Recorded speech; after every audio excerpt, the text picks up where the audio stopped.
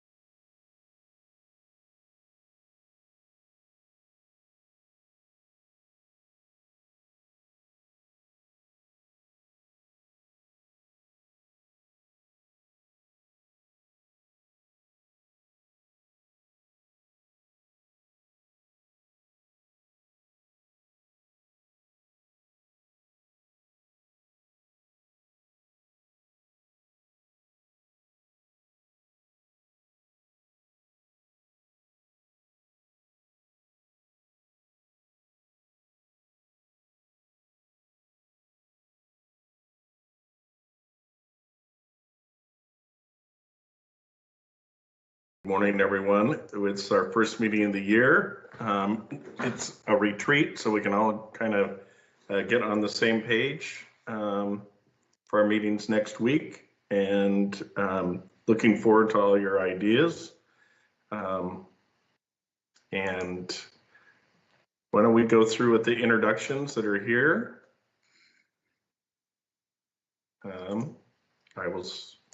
I'll start. I'm Jamie Stevens. I am the current chair as of January 1st. And we're joined today by Cindy. Why don't you introduce yourself? Cindy Wolf, County Councilor for District 2, Orcas Island. Great. And Christine?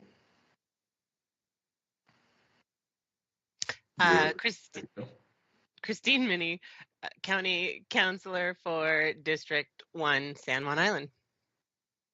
Okay, and we're joined by Ingrid. Why don't you introduce yourself? Good morning, Ingrid Gabriel here. I'm clerk to the council. And our county manager. Good morning, Mike Thomas, County Manager. And I've got two phone numbers here, 7493. That's Lisa Henderson, County Clerk, just observing today. Thank you, Lisa. And another phone number, 5411. Hi, it's Minor Lyle, just listening in. Thank you. Okay. And I know somewhere in here we've got Tony because he keeps talking to me and helping out. Tony, why don't you introduce yourself? Tony, IT manager for the county. Great. And Cindy, are you in your Orcas office? Are you all set? I am. Did you get set up? It needs one more coat of paint. That's it. So. Good. Okay, so our retreat, I believe everybody got the agenda and documents that we're going to go over today. But the purpose of this retreat is to kind of get us all set up and on the same page, establish our structure and function, and to complete a high-level overview of the issues and initiatives inherited by the new council.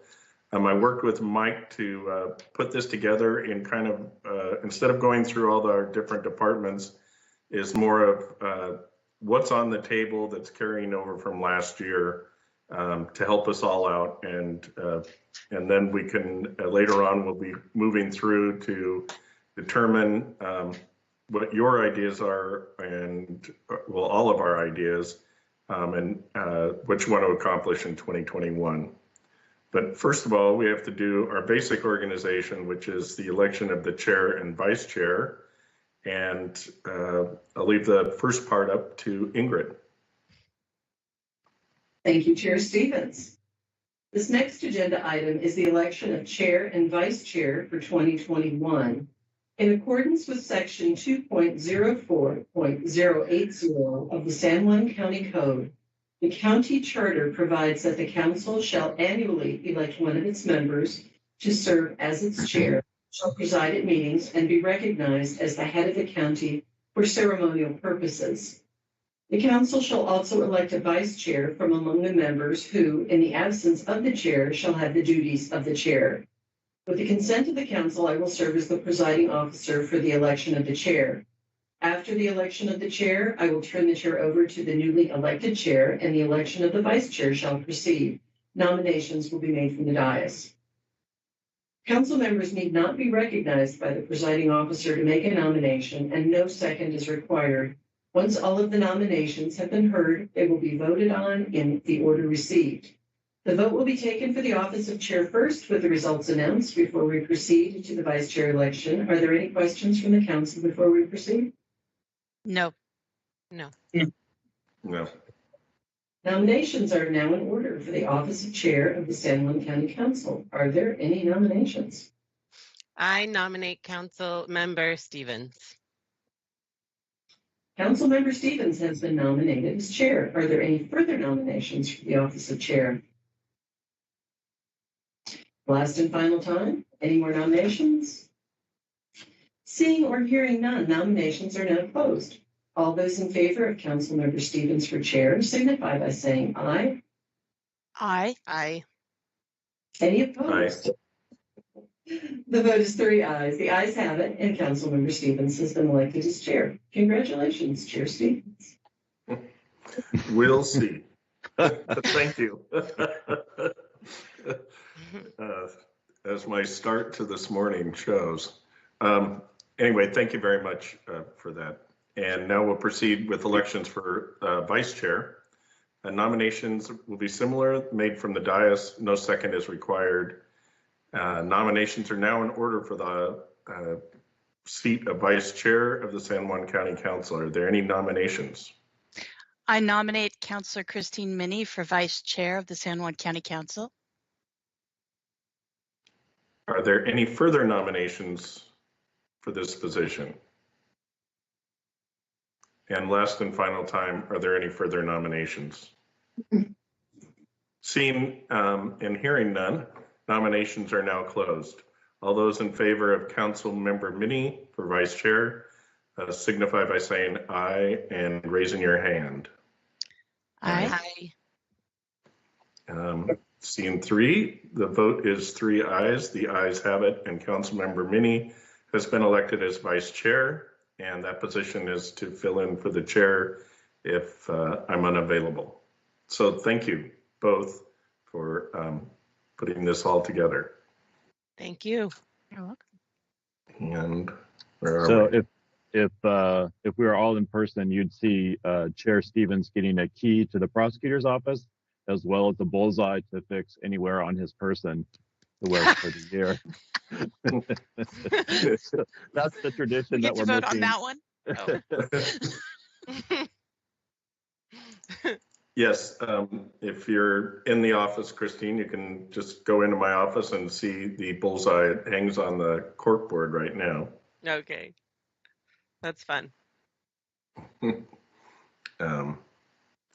Okay, next up is I had put together a proposed calendar. It's open for discussion and or changes.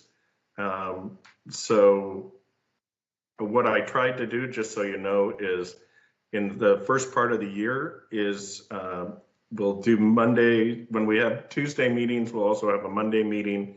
And those Monday meetings will be focused, probably a single topic to do a deep dive, particularly in the areas, well, in all our areas, but some of those areas would be pending litigation, our road improvement plan and public works plans for the year, as well as the planning, permitting, and the comprehensive plan to do a deeper dive into that. And then as we get into the summer, and what I've tried to do is avoid like two topic one day, three topic the next, and because our meetings do take a significant amount of staff time to put together. And then as we move into the summer, drop the Monday meetings.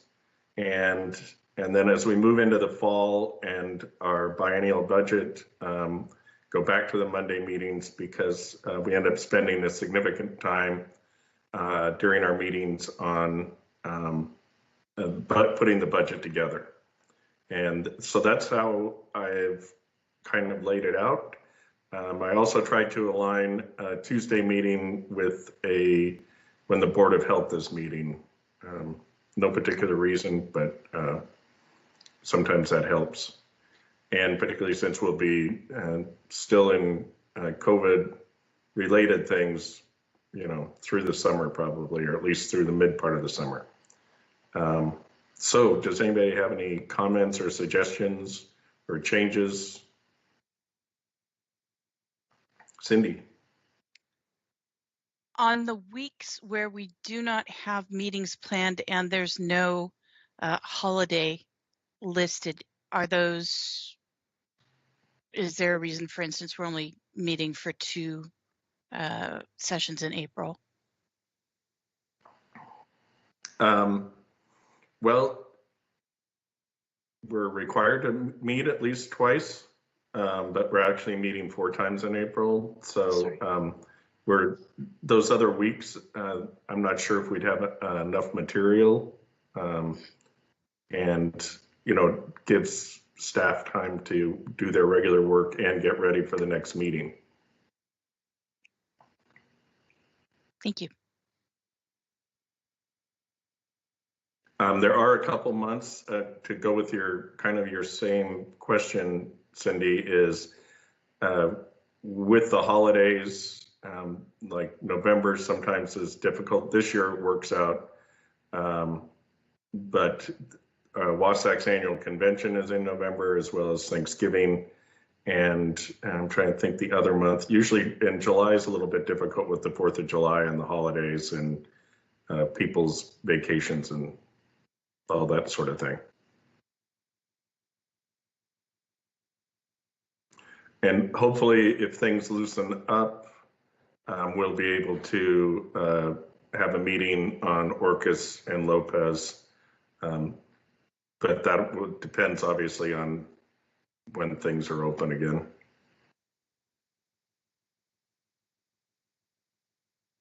So we won't lose that thought, but remind me if we if we have an opportunity. So is there anything else, or is this okay to run with this? For me, I feel it seems like a reasonable entry into this world, and having no prior experience. I understand what you are saying about having less meetings at certain times, and it looks good to me. I think it looks good. Okay, then we'll run with that. So next up are the committees and boards and commissions assignments. And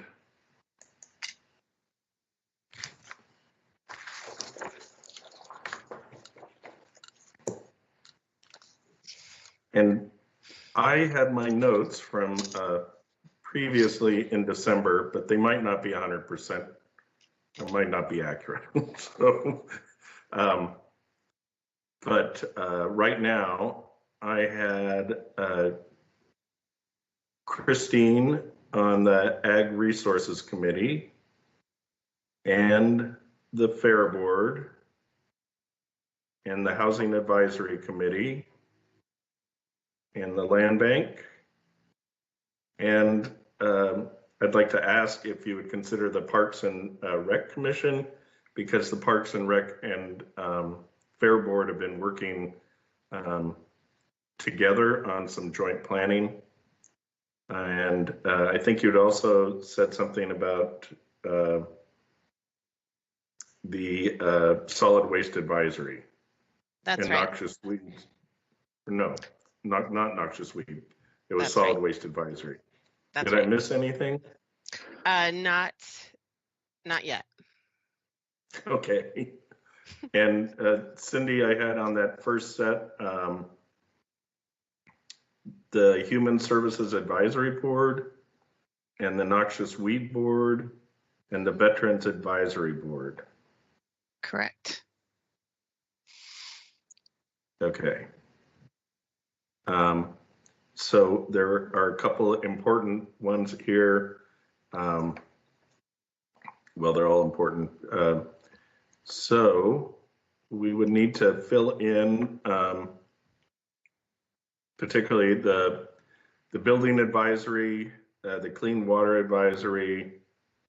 I would And take I am clean, not sure if, oh, go ahead, Cindy.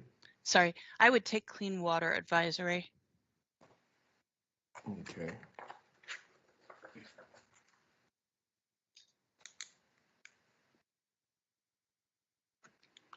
And, you know, we've had the Deer Harbor Plan Review Committee and East Sound Plan and Review. And I'm not sure if those, are those by statute that we have to have somebody, or we just had somebody, or Ingrid, do you know? I believe that those are not by statute, that those were just created as in an advisory capacity. Okay. And so obviously, well, it's obvious to me it'd be Cindy to cover those if you choose to cover those. I think that's Okay. right. But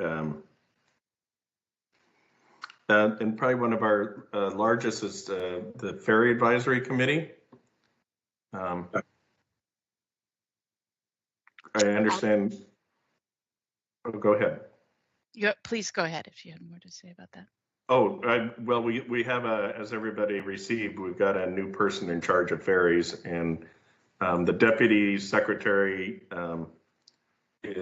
has a couple of firsts since she just got promoted out of ferries. It's the first deputy secretary that's ever had ferry experience, and it's the first woman to hold that position. But we do have a new person on the ferry, and this year is going to be critical for service. So anyway, if either one of you has an interest. I have already been attending the meetings and have started communications with John Vizina and also Jim Kornman. And I do feel comfortable taking that. Is that okay, Cindy?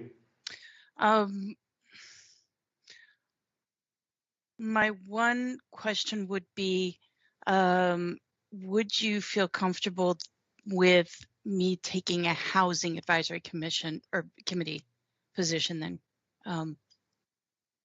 Absolutely. Do Okay. you feel more compelled to be ferry advisory? No. Okay. The human services, housing advisory, clean water sort of works in for me in terms of what I'm interested in right now. Yes, ma'am. Okay. Thank you. I would, if it's okay, continue as the Marine Resources Committee liaison because it ties in with the San Marine Recovery Council, where I'm a representative of our watershed. Mhm. I have no objection. No, Okay. no objection.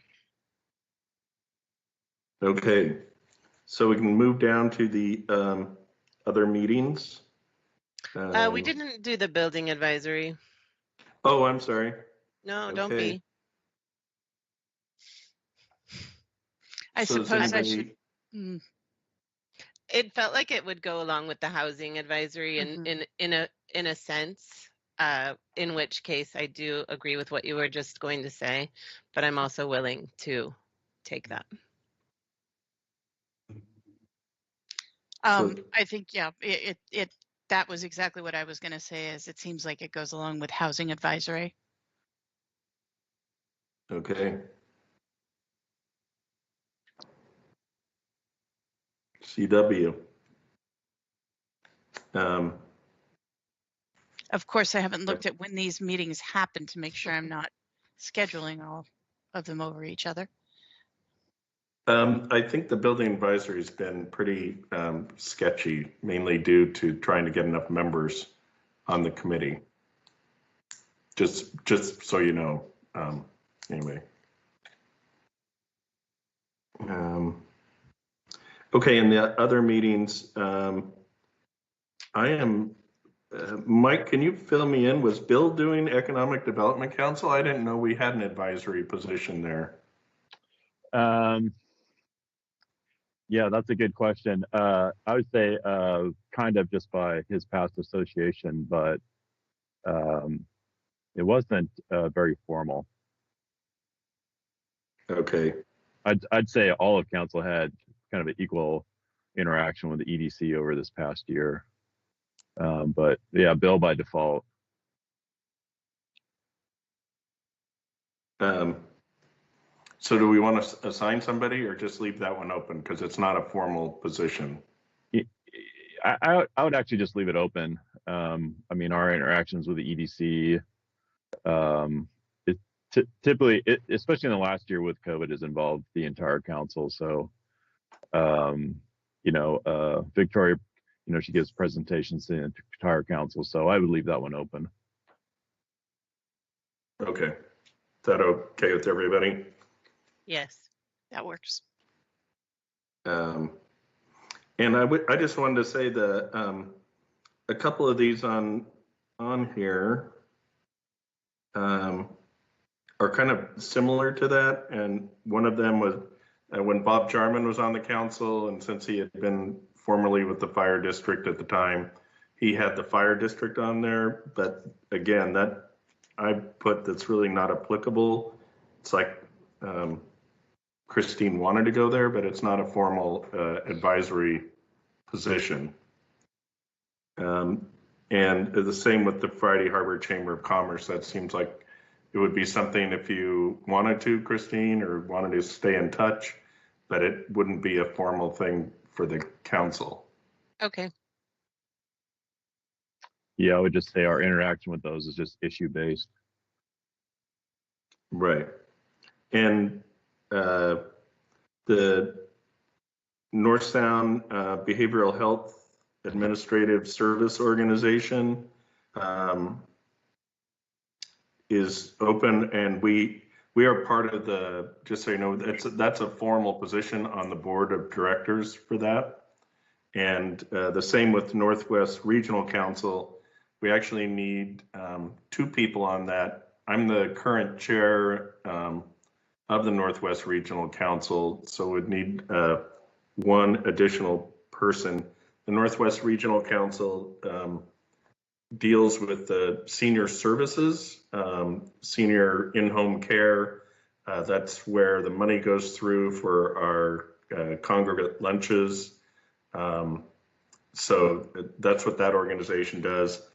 And with healthcare integration, the North Sound Behavioral Health Administrative Services administrates or does the contracting with the managed care providers in the 5-county region. So that's a 5-county region, includes Snohomish County. So I will take that on unless you feel strongly about it, Christine. You will take on the North Sound Mental Health. And Northwest Regional Council. I understand. I don't feel strongly about it. I do. I would happily take on Northwest Regional Council if you didn't feel strongly about it, but both fall into your realm. Okay. I'll take those. You got it. And I'll take Northwest Workforce Council. That's our role there is it's a consortium oversight, and it meets like twice a year, maybe 3 times.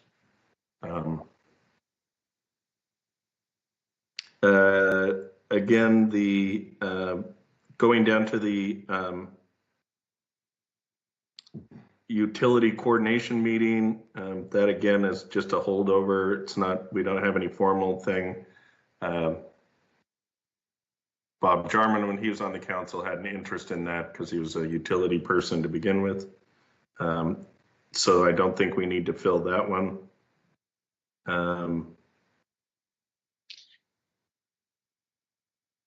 I don't actually know where the open space advisory team is. Well, I mean, I'm not sure if they met last year. I know that John Kulseth has been trying to get it going again, but I'm not sure they actually met.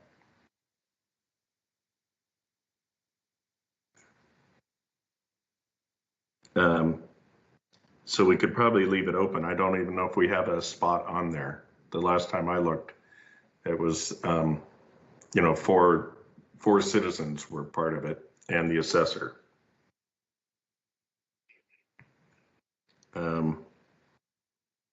And the Opportunity Council is, they've provided a lot of funding for, like they bought the housing project that was going to go out of the tax credit program, and then they find people to operate. They've been very instrumental in housing, mainly in San Juan County. And I didn't know, given the way we were kind of going down here, would that be something Cindy would be interested in? Yeah, that's probably part of learning that whole piece.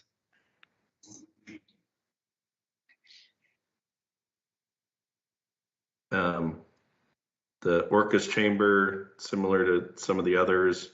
The PFAP is the 0.09 sales tax funds that are people apply for once a year, and the chair of the council serves on that committee. That's why Ingrid has my name there. The Visitors Bureau would be, there's no formal role there. I mean, we have a formal role as the council in allocating the lodging tax money, but that's as a full council, not as a, you know, there's nothing, if you want to attend a Visitors Bureau meeting, it's kind of like the Economic Development Council, and they report regularly to us. Jamie, the town of, yeah. back up a little bit.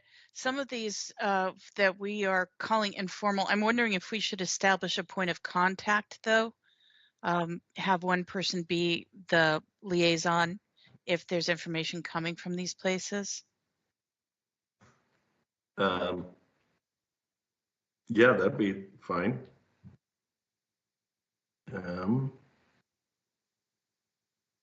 So where do you want to start, Cindy? I was thinking that it might make sense, for instance, if an open space advisory team recoalesced, if Christine would be the person for that one.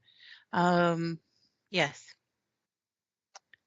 Okay. San Juan Island Visitors Bureau might make sense for you as well on that Yes. business end of things.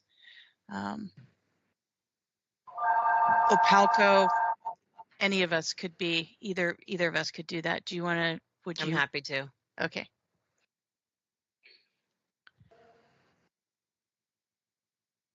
And then what else? Chamber of did we have? Commerce for, you know, Orcas Chamber of Commerce. I can do Orcas. and of course I can do Friday Harbor.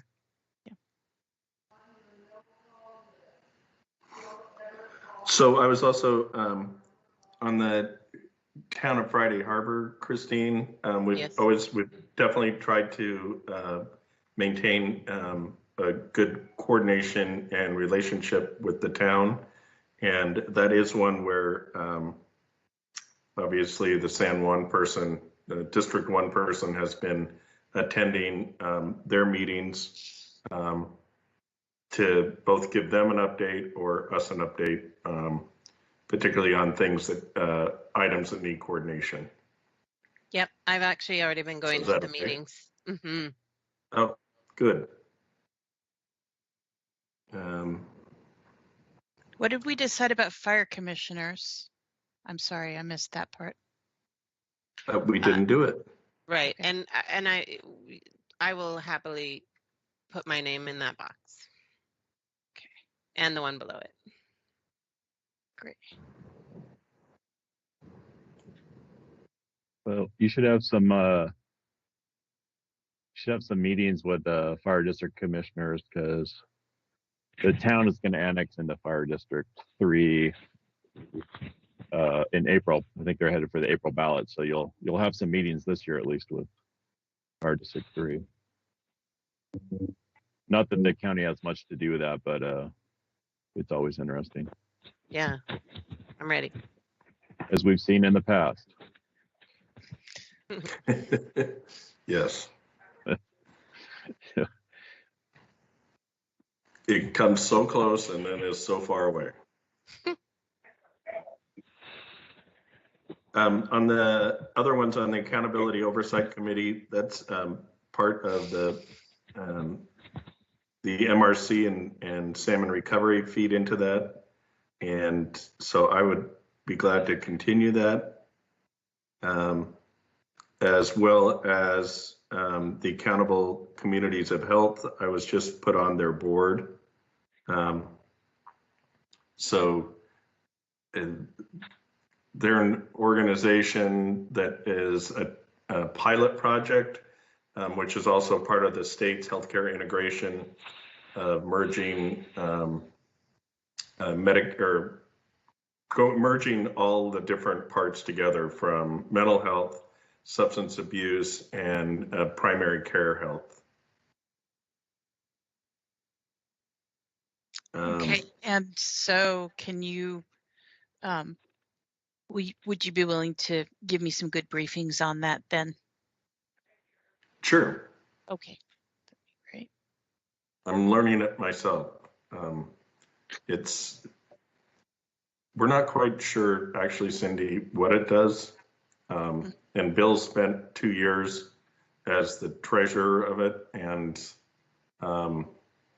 we had a discussion about it, and he's like, we're still not sure what direction it's going, but feel it's important to be involved as it evolves or devolves, one or the other. And on the Ecosystem Coordinating Board, that's a board of the Puget Sound Partnership. And I am the current chair of that. And so I'd like to continue. And I had looked down on the Agricultural Northwest Ag Business Center and the law enforcement firefighters retirement system. And I don't know if, Mike, do we have any role there on either one of those?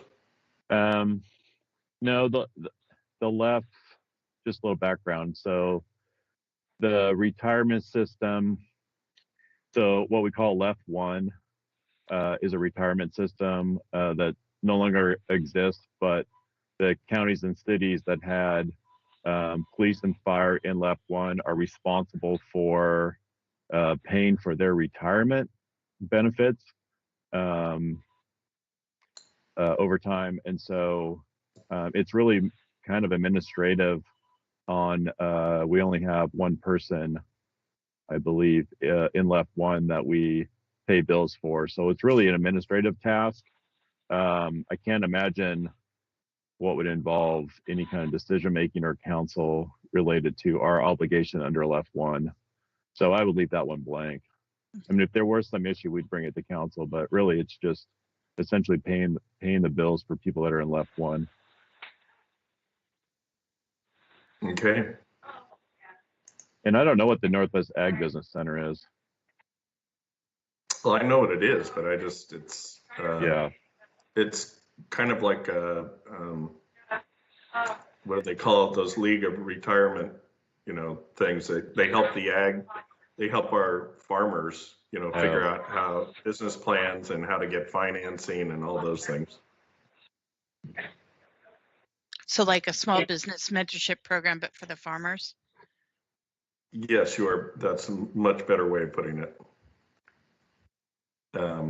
So, I mean, that's an individual farmers, and I know that our Ag Resource Committee has worked with them also on some of their programs. So I think we could just leave those blank.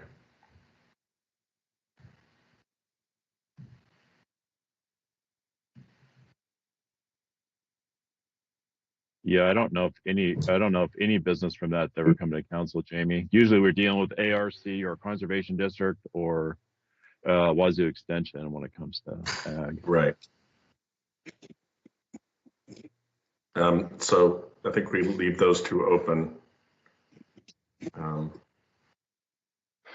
And my name's on the last three because that's what I'm currently doing and would like to continue unless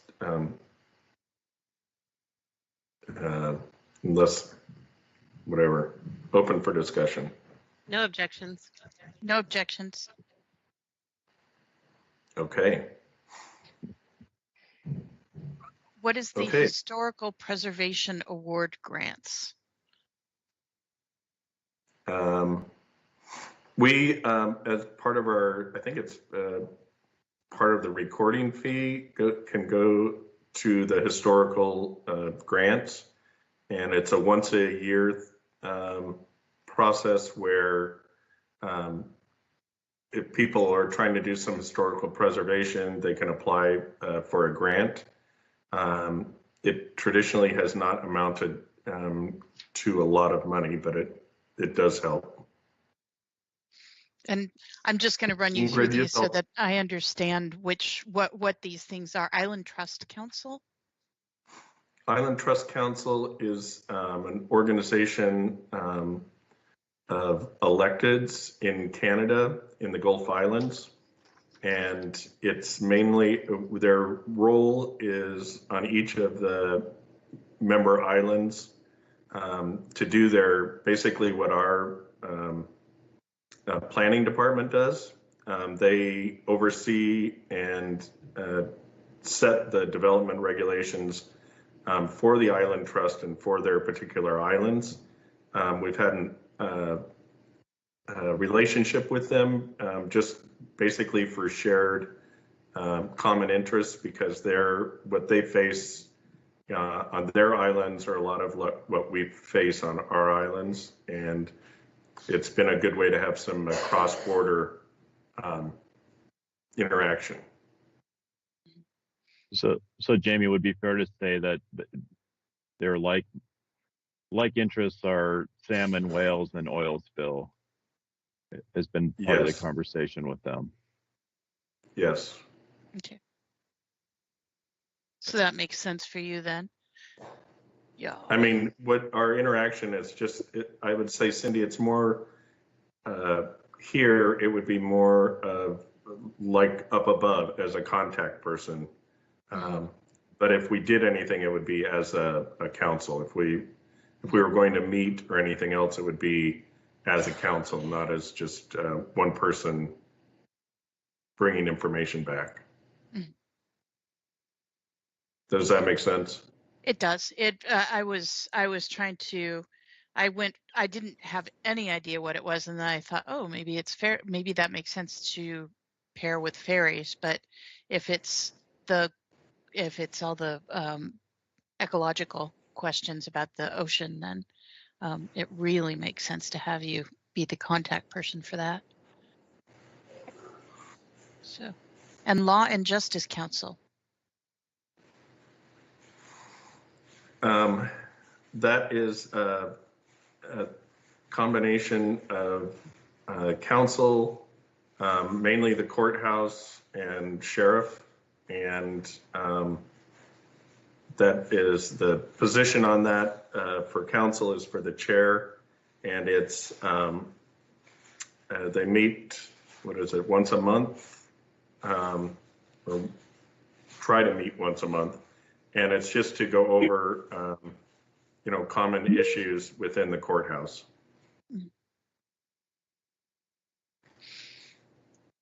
So like courthouse Mike, security. Mike, you've participated also, don't you? At times, depending what some of the agenda items are really unique to the courts, or but I would say the courthouse security plan has been a big issue for those involved on that committee the last couple of years.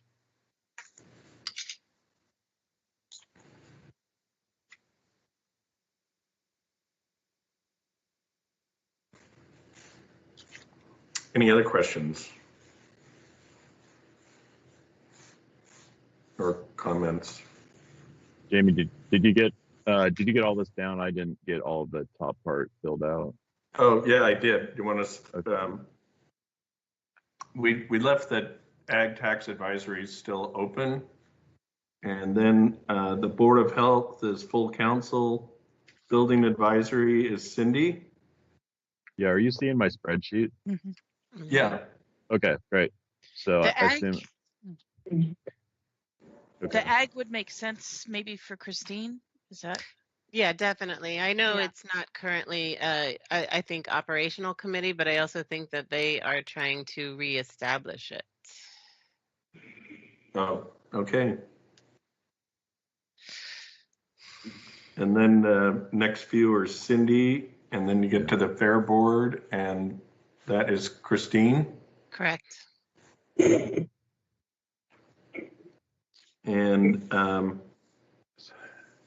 Land Bank Christine too. lose Yes. myself here. The Ferry Advisory is Christine. That's right.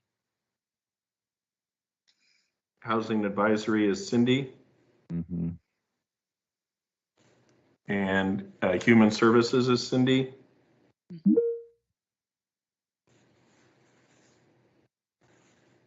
Well, you got all these, Mike. I know. Well, I was just missing a few here, like noxious weed That's mine. That's Cindy. and Parks and Rec. Christine. Good. That one's actually me, solid waste. Christine. Yeah. Sorry, it's presumptuous there.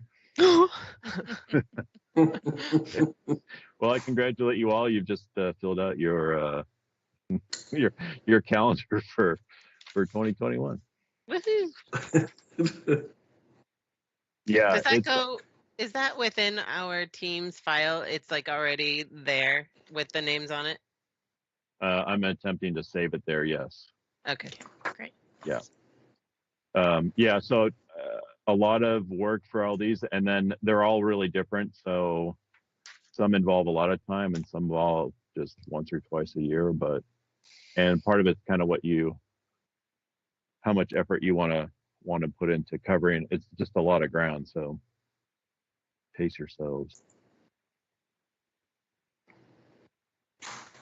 Okay.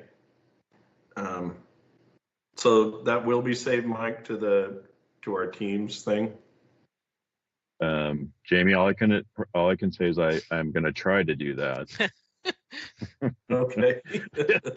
I will make every attempt to save it, Jamie. But yes, it's my goal. Okay. And so I kind of already went through the council meetings on the Monday's workshop. Those were some of the topics that could be Monday workshops, but there's also, let's see, I know we will also have to do a deep dive with Public Works. And if either one of you have, an issue or department that you would like, it'd be a good time to maybe mention it so we can start getting it lined up. Jamie, if I can interject, so part of the Mondays, I want to run all of the departments through council, so everyone gets a chance to have some FaceTime with the new council, just talk briefly about what they do and who they are and what their work program is for 2021. No one's allowed to ask for additional budget or positions. It's just an informational. That was actually a joke, but you can't really do humor in teams. And it's also a warning to a couple of departments I'm thinking of. But no, I just thought, if council has 15, 20, 25 minutes, then we can get through, Public Works and the utilities. You've had some, I know that you met with Erica, but on this coming Monday, we'll do a more elaborate walk through the comp plan, the schedule, the elements that we've done to date, the remaining elements. Your guys' timing is such that you step into the land use element, which is probably the most exciting element of all of them. So Erica needs to give you a really good in-depth overview of that. And then I think we'll concentrate on, so the departments will go through, and then we'll do a deep dive, probably some more budget, Public Works, maybe some more facilities. Affordable housing has been a big issue. We'll talk about what the county has going on and some possibilities for partnerships in 21. So those kinds of things I'm thinking about for Mondays. Then at the department head staff meeting tomorrow, we'll have a discussion with the departments to start building that agenda and getting that programmed into your Monday workshops. So Mike, are you going to introduce these two at the department head meeting tomorrow? Yeah, I am. Is that okay? I got to make sure I send them an invite, or they're yes, but yeah. What time is that going to be? I'll take care of it. Thanks, Tony. It's at 9:30 tomorrow. So we should have enough space between that and our other Wednesday obligation. But yes, we'll and then we'll yes, they'll be invited, and we'll talk about the presentations and a handful of other things.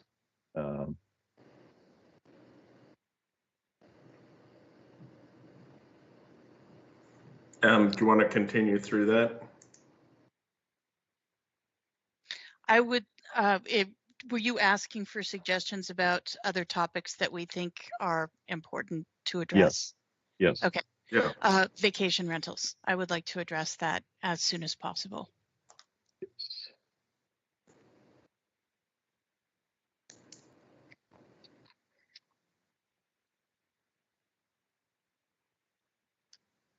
And Erica did indicate that that's something that can be addressed quickly here, as far as she's concerned. Yeah, as you imagine, we've had some discussion about vacation rentals, so I think staff is ready for that conversation. All right, what else comes to mind? Christine, did you get that letter yesterday about, I I think I saw you copied on it about the housing issue for teens that are unstably housed at the moment. Yes. Mhm. That sounded like something that could stand some discussion. I'd like to know more about that for sure. Christine and I don't know if you got a copy of the letter also, Jamie, but there's a woman who's been working with the San Juan Island Resource Center on the, I guess for a couple of years now, on trying to get a handle on how many people between the ages of 12 and 18 we've got in the islands who are who don't have stable housing situations right now, and what we can do to support them and help them get through school. And I'm concerned right now because I know that with the lack of constant check-in with the schools at the moment, with everything being online, that there are a number of kids who've probably fallen off the radar, and I think some effort should be made to find out where they are and what their situations are at the moment. 15-year-olds with no place stable to live seem to be a very vulnerable population to me. And so I think that I'd like to support those efforts. Could We could, you send? Go ahead, Mike. Oh, I was just asking for a copy of the letter that you received. Okay, I can forward that.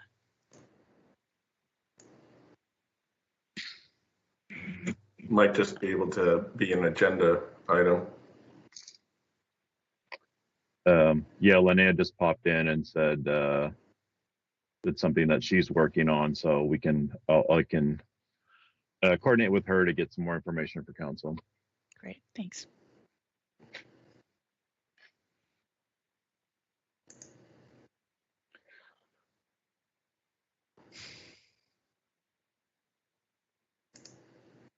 Okay. Any other deep dive ideas at the moment? Okay.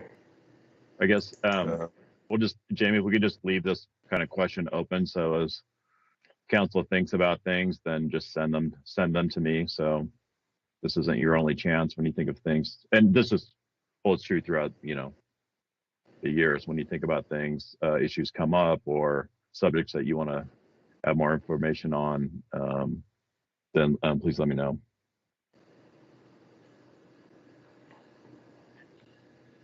Okay. Mike, do you want to go through Tuesdays? Yeah, so Tuesdays, as we call our business meeting. So it's really the business of the council. So that's what we see, like, you know, the,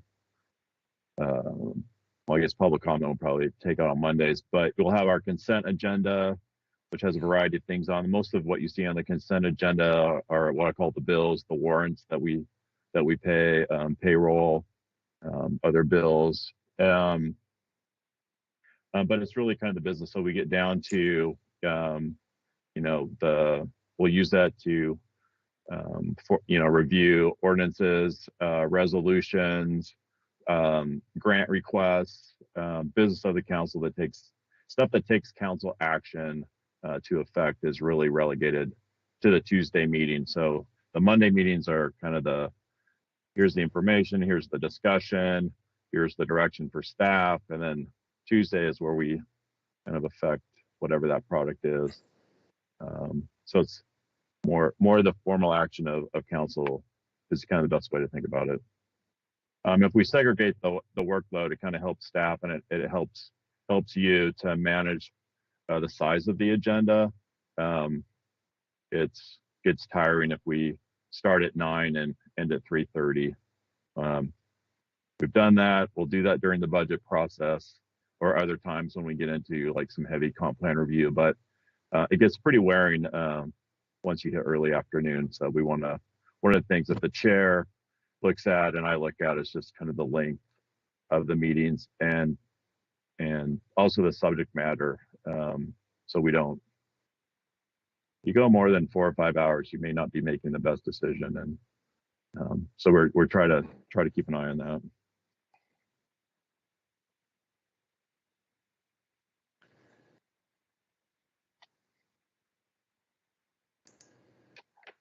So just on And council, just a word on council go ahead. agendas in general. So I guess from my perspective, what we're trying to do at the department level is manage the workload so we can manage the decisions that arise out of that workload into council. And so staff needs to be ready to bring something to you. Something has to be polished enough for the discussion or ready enough for passage of an ordinance. So we want to make sure that at the staff level, we've done our work and it's ready for your discussion. Sometimes being ready interrupts the schedule. So at times we'll intend to have something on the agenda and may have to pull it off, or we'll tell council, hey, we're going to have to wait a couple more weeks. But from the staff goal is always to give you a product that you can understand and take action on. And so sometimes, depending on workload at the department level, timing does vary. So sometimes we'll intend to have something on an agenda and it won't happen. Or what things that we try not to do is rush stuff onto the agenda. Every now and then there's an emergent issue where, because of timing from a granting agency or something, that we'll ask council to have a limited review, but try to give you guys space and having time to review the information. So a long way of saying we will program the council workload, but there is variation, as Jamie pointed out, depending what's going on with the budget prep in the summer or when we get to the budget in the fall. So there's some ebb and flow there. We will Okay. try to be conscious of that and facilitate your professionalism. Thank you.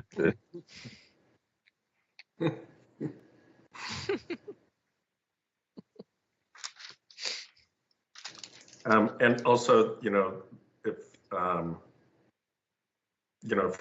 like Mike said, on emerging issues, if you have something that you want to get on, to send one of us a note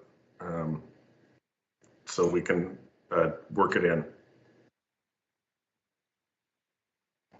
Okay, so moving on to the, I think we're moving on to the external advocacy. Yeah. Okay. Just so what we do is, as part of what we have to do, we have a lot of, we are influenced by a lot of external forces, with the Department of Transportation, Washington State Ferries, the regional mental health and seniors, and Puget Sound Partnership, which helps, and Salmon Recovery, which help fund a lot of our projects out here, and habitat restoration, as well as putting in culverts for fish passage, and the legislature affects a lot of what we do. So in order to facilitate this, what we have done in the past is have a legislative agenda that is somewhat short and very focused. And then what we do is, as a group or individuals, is monitor what's going on, particularly during a legislative session, to see either play defense or weigh in and support things that support our priorities. So the first thing I'd like to do, at least, is just for a starter, the council did adopt,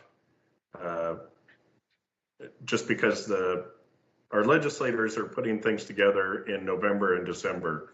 So we put together a legislative agenda, but I would like to make sure that we review it, and if we want to make changes or additions, that we do that. And I believe that's in the our materials.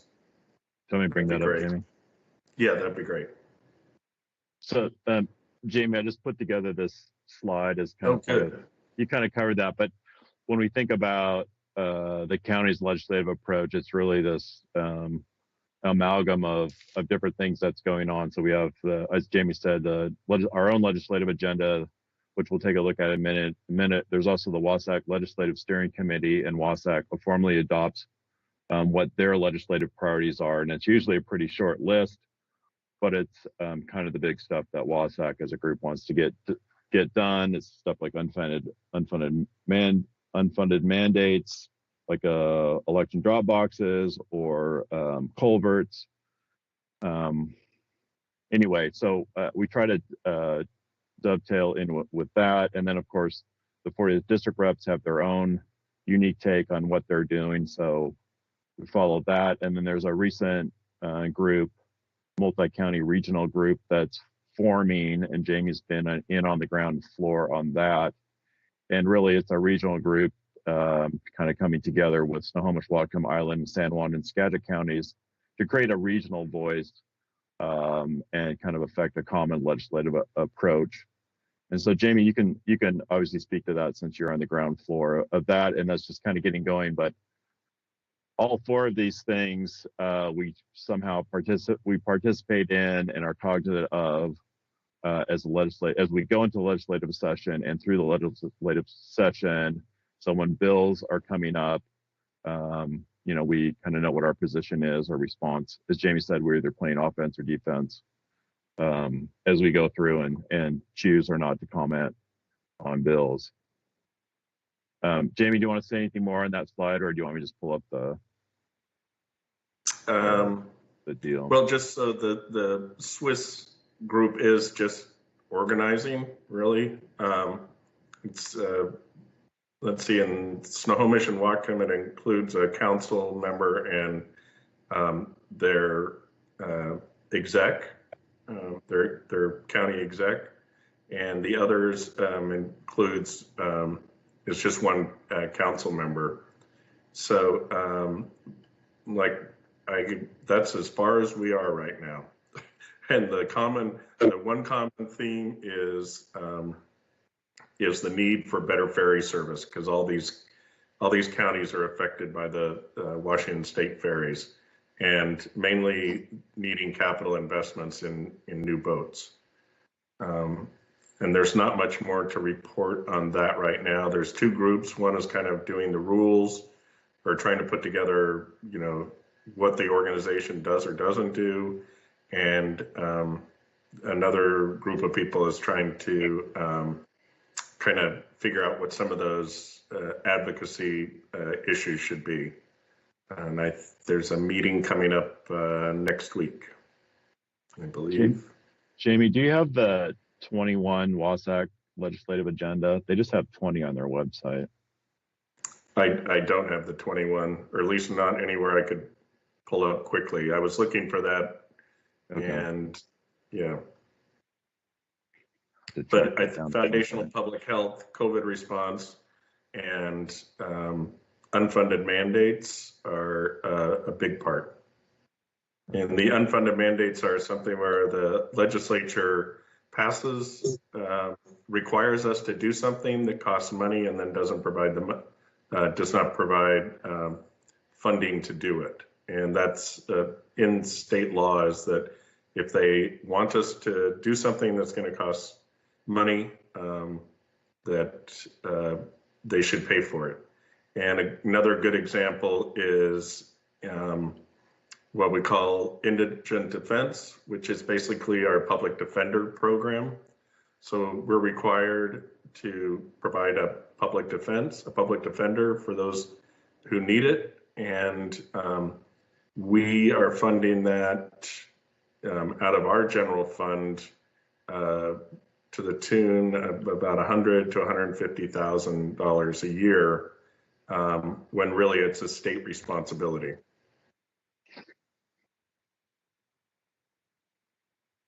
And so anyway, what we did is, here are Mike's pulled up the state legislative priorities. I don't know if you had a chance to look at them very much before, but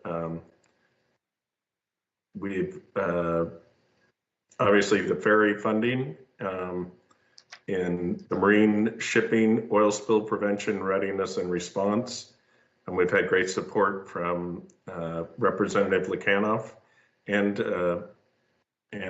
Senator Lovelet on those efforts. And supporting the recommendation of the governor's task force on the southern resident killer whale. And as has become even more of an issue is trying to work with the Navy and the governor's office and all our legislators, both local and federal, on the growler noise. Just an update on that. They put together, Senator Cantwell and Representative Larson put into the, created and forced the Navy to do real-time testing, noise testing. And as part of the National Defense Authorization Act for 2021, they extended that test, or expanded the test and have put it in to do more testing throughout 2021. When we were talking about housing earlier, the Housing Trust Fund, they allocate 30% of the funding goes to rural areas, but there are parts of the law that make it very focused on who gets priority in that, and so the money ends up tending to go to, I'd say, the urban-rural interface, where you're on the edge of a urban area like Everett that has a larger population, and smaller rural areas end up not qualifying for the trust fund. And again, we might have to update the counties, but I'm pretty sure they're the same priorities. And there was talk about in the healthcare integration of cutting the funding for the North Sound Behavioral Health Administration. So that is something that needs to be funded. It's a good organization, and Bill had added to adequately fund the court-ordered involuntary treatment program. This is another kind of unfunded mandate. By law, we have to provide court-ordered, the organization has to provide the court-ordered treatment. However, the state has not been reimbursing it out of their Medicaid funds.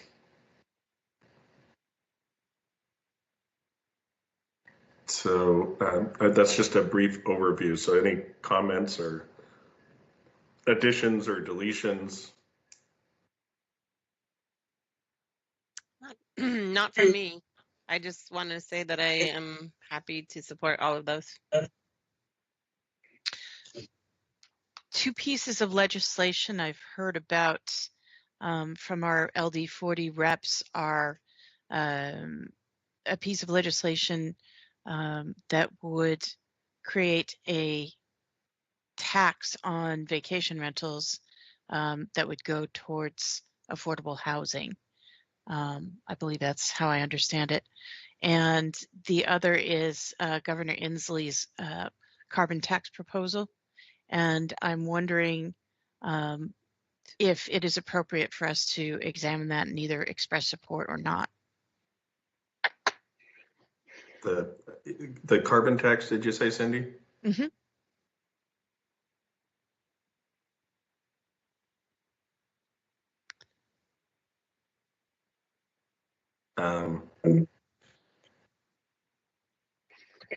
Yeah, I would take a look at either one if Okay. you want to if you want to take that on and bring it before us. I'll get it on an agenda.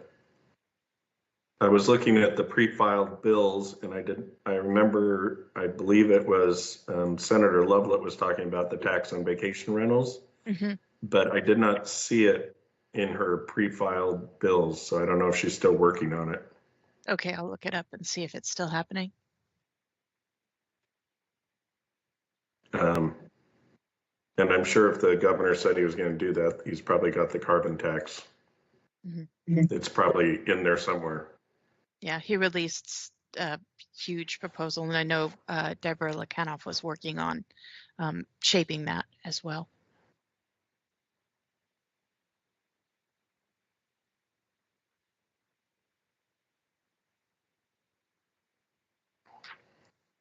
And that, depending on whatever our discussion is, that might just be something, like you said, that we support and,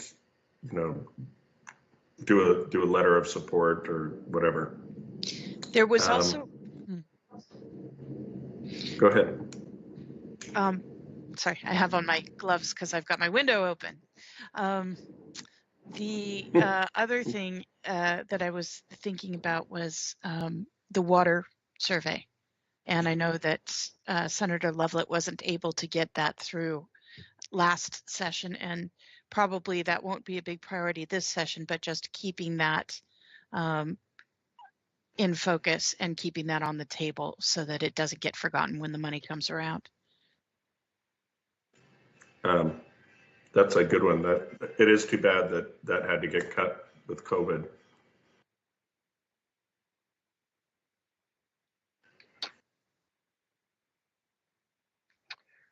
So, Jamie, I guess maybe just to elaborate. So if council sees bills that they're interested in, then bring them to discussion with at council, and then council generally will walk through whoever's interested in a bill brings a bill forward to the rest of council, discusses it, and then there'll be a discussion of the entire council regarding whether or not to support it or whatever the action is. Is that what we're going to continue to do? Yes, I hope. That sounds like a good So I think system. I think it's important that we all are on board and agree on whatever our response is going to be.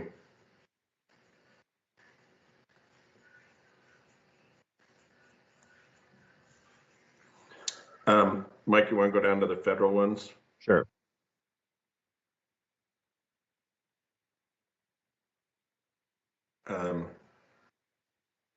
So some of the federal priorities mirror our others, but COVID-19 response is to give us adequate funding. Unfortunately, the bill that the CARES or whatever CARES Phase 4 that just passed the Congress does not include anything directly for state and local governments, but it does have provisions in it for rental assistance that may trickle down to us, as well as money, or there's money for vaccinations, but that is yet to be determined how that money is going to be allocated, and there is definitely help for local businesses and nonprofits. But we'll have to see. It's a wait and see as to how that's going to actually play out. Again, the marine shipping and oil spill prevention, Senator Cantwell has been a big supporter of us on this, as well as Representative Larson. And again, ferries for the long-term strategic plan. Although we have a made in Washington on our ferry, on our boats, there's a lot of the ferry system that could qualify for, hopefully qualify for Department of Transportation funding. And again, the tax credit program for affordable housing, I believe because the project was big enough, Opal is probably the only project in the county that, with the most current project, that was able to take advantage of those tax credits. And again, since it's the Navy, the growler noise, and getting NOAA and U.S. Fish and Wildlife funding for whale watch protection enforcement. Mike, were you going to say something?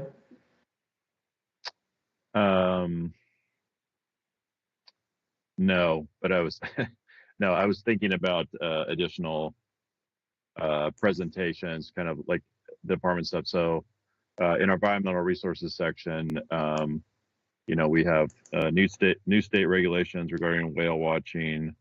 We completed another oil spill analysis. So as part of a Monday discussion, there's a few things that we can knit in that are covered on the state and federal legislative agenda.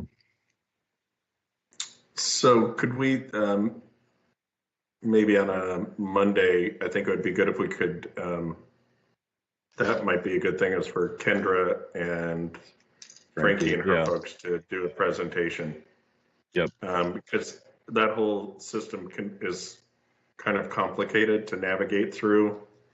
Who's responsible for what and where the funds flow and what their purpose is. Yep. Okay.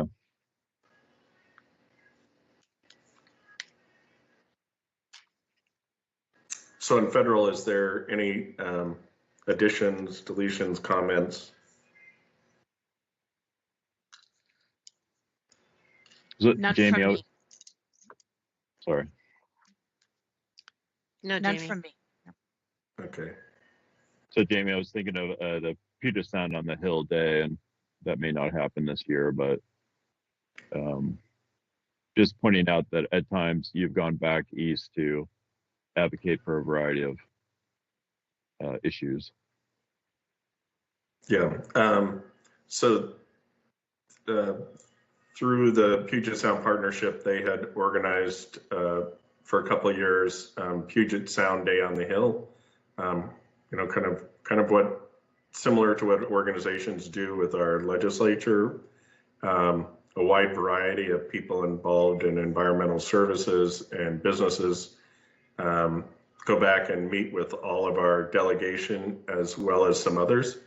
And one of the results of that is that we got some secure funding for Puget Sound restoration through the EPA, and it has made a difference. It's, and I don't know, at least when I've gone back there, I've also tried to meet with, people on the Navy as well as Department of Interior concerning our public lands, both the national parks as well as the Bureau of Land Management lands in the county, and managing them just to keep a relationship going. However, most of the BLM is empty right now, so and this year it will be, as Mike said, it usually happens around in May, and so I don't think that will probably happen this year unless it's a virtual thing. And I'll make sure once they announce whatever's going on that you're aware of it and invited to participate.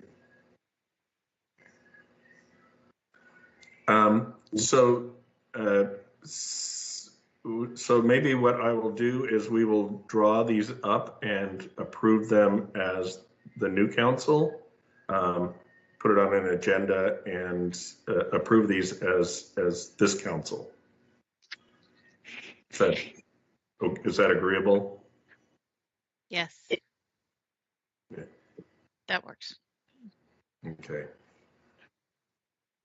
Mike, do you have anything else to add to this? I don't. You'll notice over time that our agenda doesn't change too much because most of the issues are very large issues, and but no, it's really important. It always comes in handy to have our adopt a legislative agenda that we can show, whether it's our legislative reps or others. So no, I don't have any other comments. I think also the good use of the legislative agenda is, if you're in one of those conversations or one of those update meetings, it gives a good framework of questions to ask of our legislators, like, where are they or what's happening on these various topics, so that they don't get lost in the shuffle. I don't know. Oh, go ahead. I don't know if Christine has gotten a note yet or not, but the liaison for Congressman Larson's office is trying to schedule meetings, just meet and greet and conversations about legislative priorities with the new members. And so this would be very helpful in terms of what to bring into that meeting.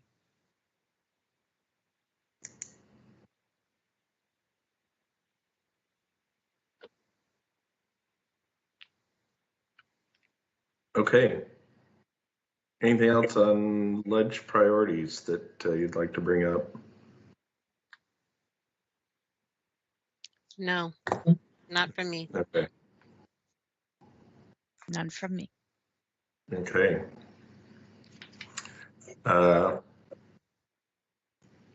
Is everybody doing okay, or do we need a break? That's pretty much traditional break time, 10:30ish. I could use a leg stretch for sure. Okay. Okay. So it's about 10:25. Why don't we take a 10-minute break and come back at 10:35? Very well. Okay.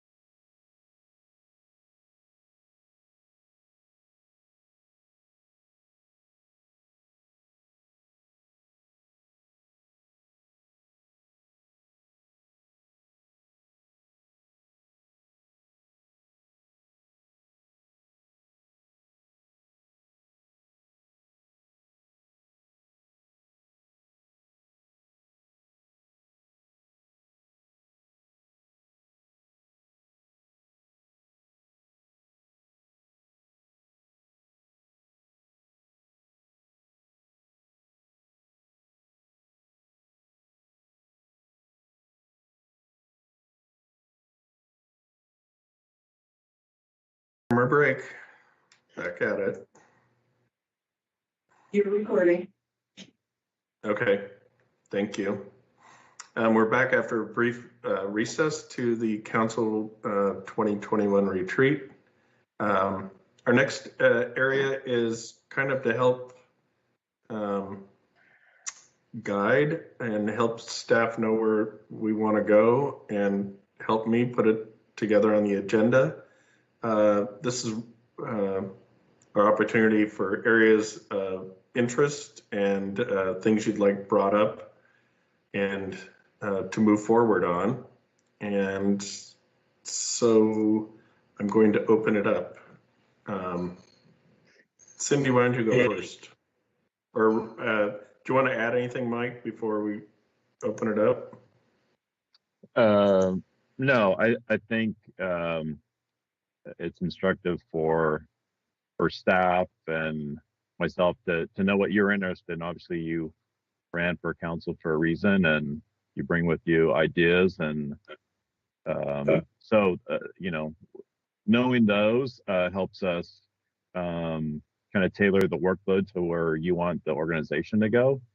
So the last council, each of them had very specific areas that they were interested in, and so we tried to we did accommodate those, and we're trying to do the same thing with this discussion. So yeah. So Cindy, why don't you lead off? You're muted.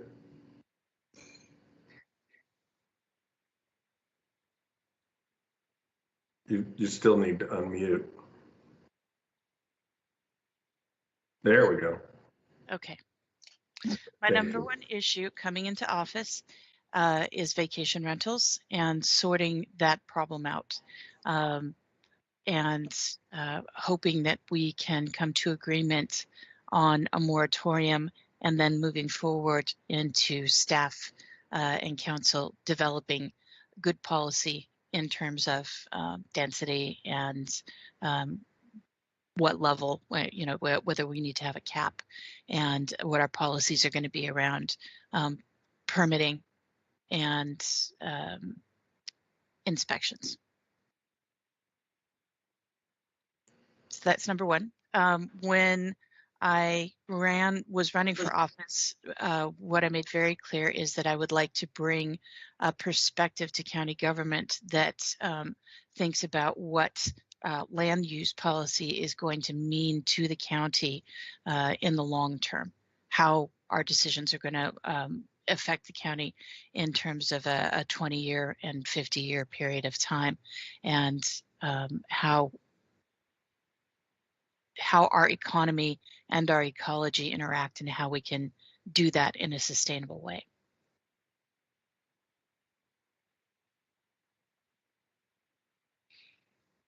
And then I would say my third thing, and this is once the vacation rentals situation is sorted out, my focus, I think this term, will be on learning the ins and outs of the Health and Human Services provision of services, and trying to help coordinate that within the county so that people are getting what they need.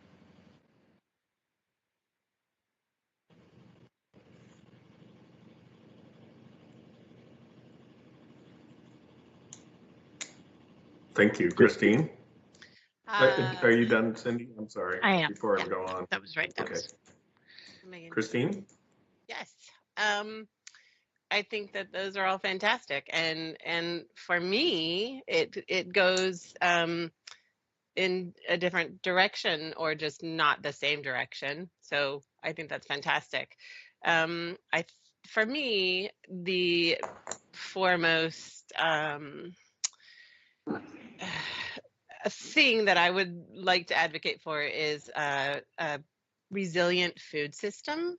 I really have spent the last decade feeding people in a very specific way, but I want to continue doing so. And I would love to help create a stronger,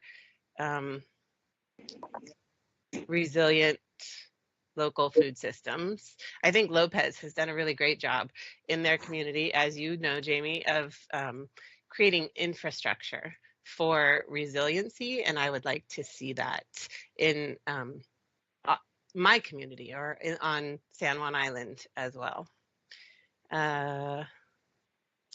And second is affordable housing, which I know I did not, find myself on the committees that really do help in that way. But that doesn't mean that I don't love the being able to help with the need, which is pretty astounding and overwhelming. And I think more hands in the pot, the better.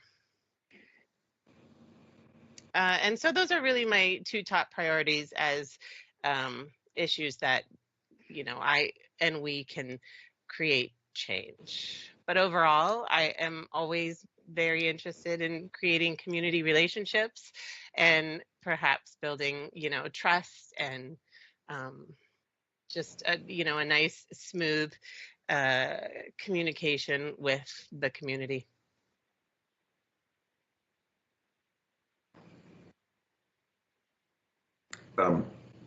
Those are great. I agree with all those issues and moving forward. And I think, Christine, you said it well. We might not be on the Affordable Housing Advisory Board, but we all, I believe, have a very deep interest in affordable housing and creating it.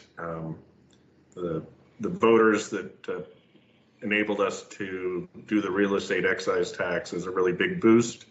And I know that some of our local representatives in the legislature are also looking for some additional ways.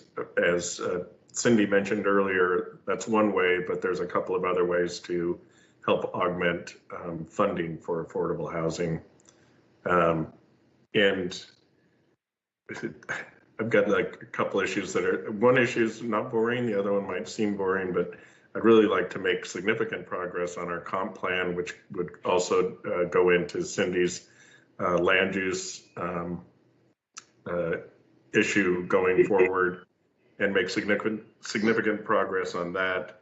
And I really think very focused effort now that we are in a new stage of our COVID response. We've kind of got a lot of balls in the air, and I'd really like to take a focus on that to get not just the vaccine, but people are even more aware of our mental health issues and that go with being locked down, or not locked down, severely limited in our movement.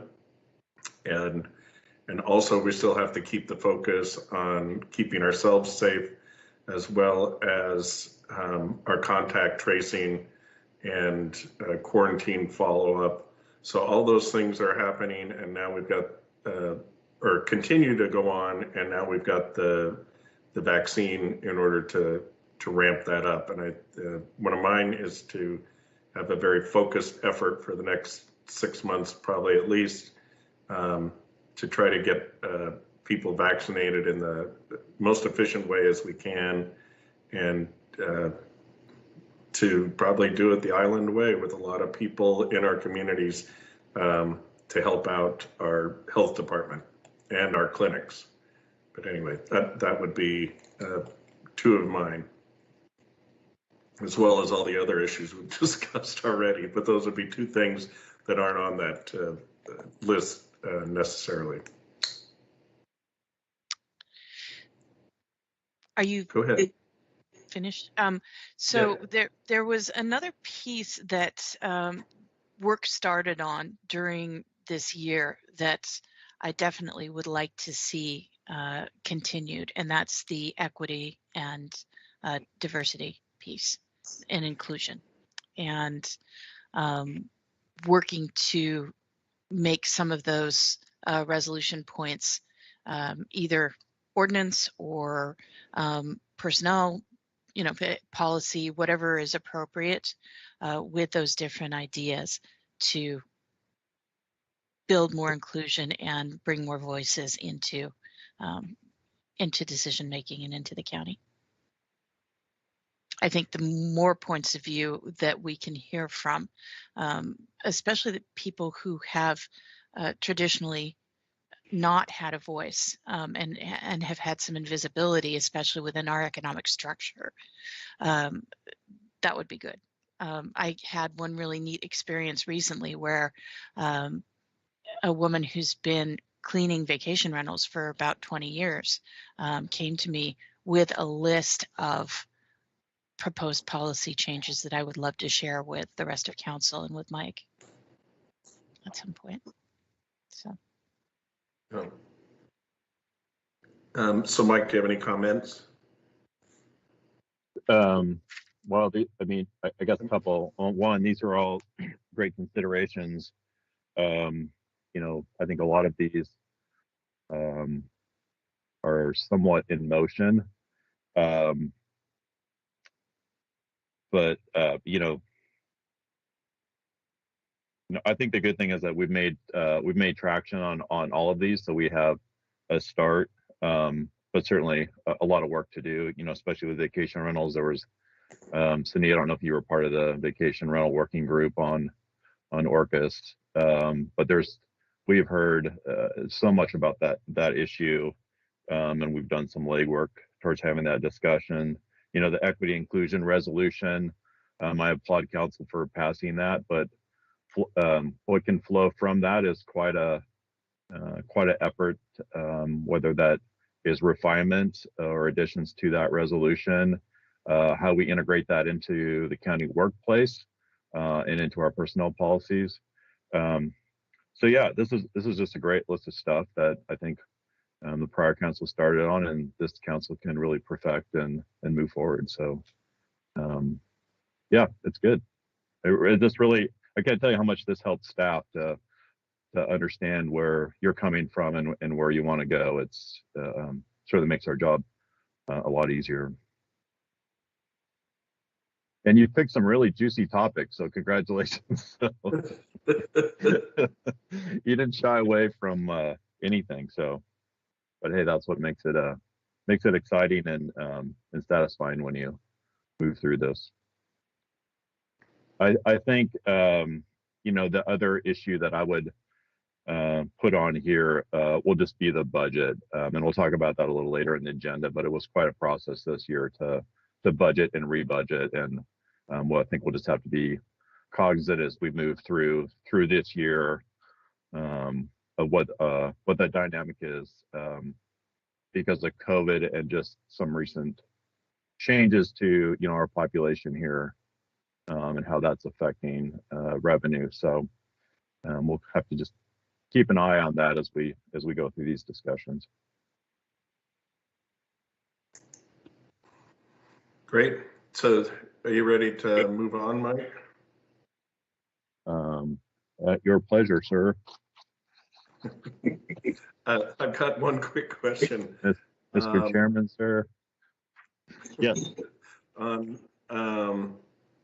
Well, maybe you can cover it in the budget, but I'd be interested in, and I think it'd be good for all of us to hear your preliminary results from the sales tax analysis. Where are we getting it from? But that could be part of the budget discussion.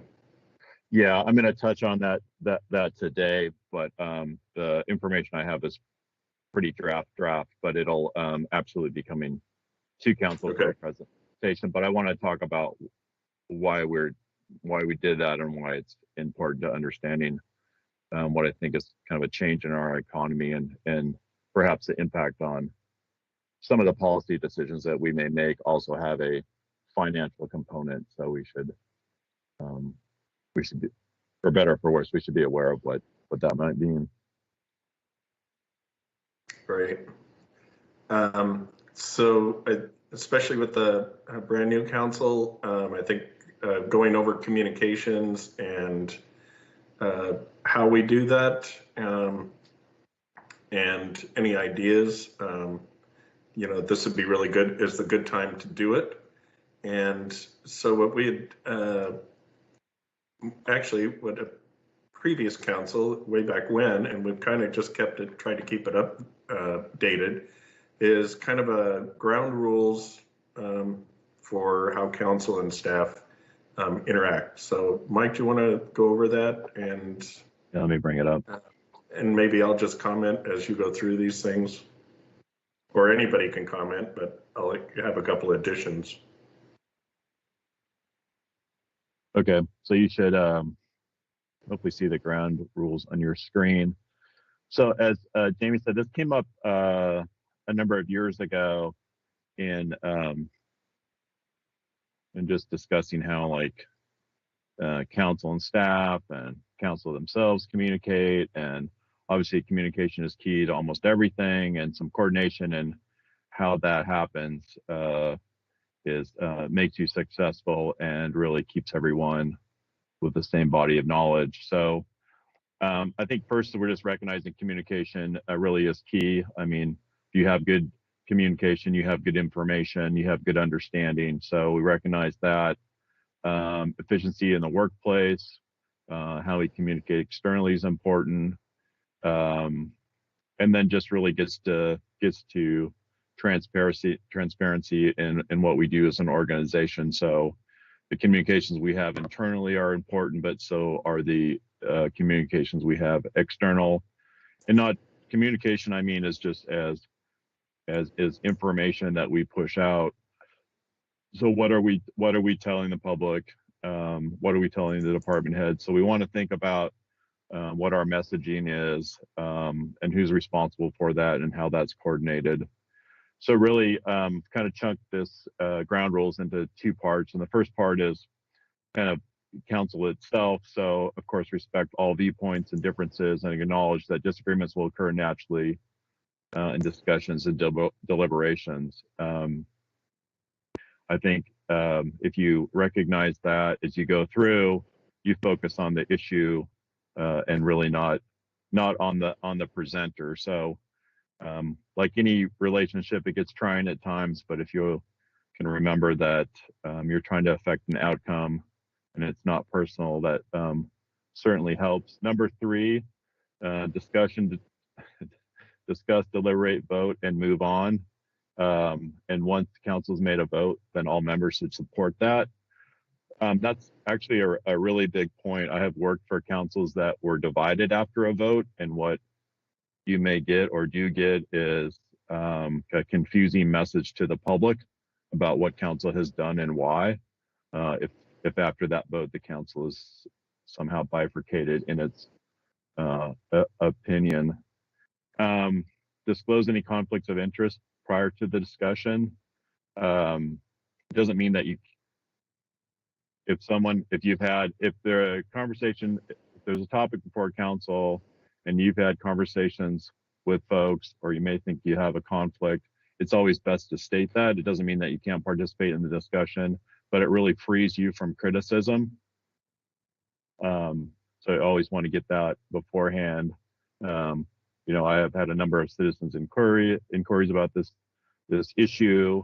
Oh, by the way, my cousin works for this company. Those kinds of things at the outset make the conversation kind of gives that transparency, and use some license to participate at times in the conversation. Or you may feel that you have a conflict and you want to state that out front and say, well, I can't participate in this because of X. The other one is council as a body direct. You as a body direct me. You direct all staff. As an individual council member, you have a lot of license, of course. It's your organization to interact with the organization. But what prior councils have refrained from is a given council member directing staff to do something or department head to do something. Those kinds of directional things are really a discussion of the larger body. If a council member does direct, say, department head to do something, if there is some scale there. So it's like, hey, can you give me some information? Is different than, hey, can you prepare this spreadsheet that shows 10 years of history on well permits or something? That gets into affecting the workload that has been set by the entire council. So there's a line there that we try to manage. And the good thing about a smaller organization is that we have a lot of familiarity with each other, so we can have these kinds of conversations. But we just have to be cognizant of how much direction staff is getting to produce work. Because as a staff member, you have your workload, and when it changes, then it kind of slows to a stop, and then we say, hey, can we accommodate this? Do we need to go back to council for direction and say, hey, if you want to do this, then perhaps we need to change, it's changing the direction of where council originally intended wanted to go, or we can do that, but we may have to put this other issue on the back burner. So we want to be able to discuss stuff before action is taken. The other one is, it's actually kind of old now, but refrain from sending Mike, electronic can I stop you and back Sure. up to that one point? I Yeah. believe it's also a point in the charter that says that council as a whole can direct work, but no single council member can. Okay. So I believe you're right about that. So, okay, thank you for that. I know that probably part of your WASAC training, do you guys go through some basic open public meeting training, and I think you'll probably get more once you're here, but you know, this is number 7. It was really kind of old, or it was new at the time, it's old now. You know, everything's a public record. What you do during the council meeting is part of the public record. So if you're communicating somehow, that's all subject to public records. That was kind of novel at the time. It's not novel anymore. We are inundated with public records. I will not go down that rabbit hole now, but we are very sensitive to public records. So what you do makes a big difference. And then just talk a little bit about the council staff interaction. Really, we want to avoid surprising each other. So staff shouldn't surprise council and vice versa. So if we have an issue that we want to bring forward, you know, staff will contact Jamie as the chair and say, hey, we have an issue that we want. What we don't want is someone in the staff meeting or in the council meeting saying, hey, I want to add something to the agenda without any prior discussion. That just puts everyone off guard. It's not fair to council. It's not fair to the public. So we want to make every effort to never do that. And that's why we spend a lot of time planning out the council agendas.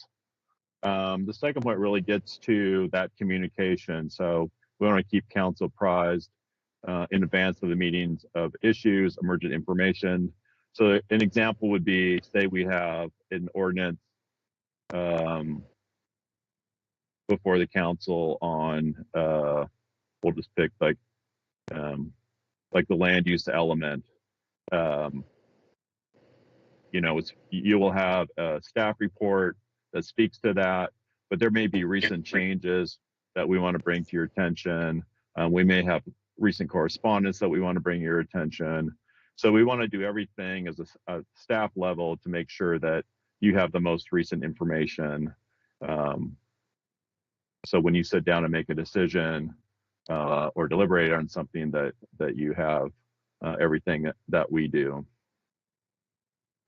The other one is, I always like answer questions directly. It's fine to say, I don't have that information, or I don't know the answer to that, but I will get back to you.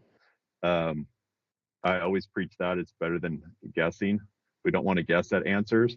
So it may be annoying at the time or untimely, but I would rather say, we don't have that information. We don't know the answer, but we'll get back to you. And kind of vice versa, it's helpful for staff and when we're preparing things that if you have information on a subject that's coming before council. What you're hearing from your constituents is really important. It helps us understand perspective on an issue. So things that you can share with staff as we perfect the workload or we perfect stuff that comes to you is very helpful. A big part of your job is dealing with obviously dealing with constituents, is dealing with the public. And it puts you guys in a really interesting spot because people come forward and they say, hey, I need help with this issue. Here's the information that I have. It's helpful for you to get as much information as possible. And in doing so, promise to look into their issue, but not promise an outcome. And then you'll contact staff or me, and then we can go through a process to try to get those answers to the constituents. I will say that every story has at least 3 or 4 sides to it. So you'll hear 1 or 2 sides. We may have another side. We may have prior history on the issue. And so we want what information you have, and we'll marry that with what information staff has. And then we'll work with that constituent in concert with you to provide them an answer. So sometimes stories seem really simple, or stories seem very, very odd. I'll just remind you that everything has many sides to it. But it's this collaboration with you to get a response to whatever the constituent's inquiry is. The last part is that that I have an obligation, and the department heads and electeds have an obligation to provide you information equally and adequately. So if we're doing our jobs, all 3 of you have largely the same information at the same time. And so we want to manage information and discussions such that it keeps all of you folks informed on issues that are before the council or may get to the council, so you can act accordingly. Jamie, your thoughts? I think just I think a couple of the key things are about not making promises or promising a defined outcome is really important, because we all want to be responsive to our constituents or to a problem. But I think it's really important to, which is down below, about finding out as much information as you can before responding. And particularly on promises on behalf of the council, because, you know, you are, and we've discussed this, you are, in most people's view now, a council member, not private citizen with your own opinion. So it's just something to be very cognizant of. And I think the other part, and Cindy brought it up, and Mike, it is that kind of fine line of direction versus inquiry, because staff will help you with most anything that you're inquiring about, but it's just good to be very aware of where that line is, where you're actually directing, where you're changing their workload versus trying to get an answer to a question. Do either one of you have any comments or addition or something that you don't see here from, you know, your dealing with organizations or employees? I do not. Thank you.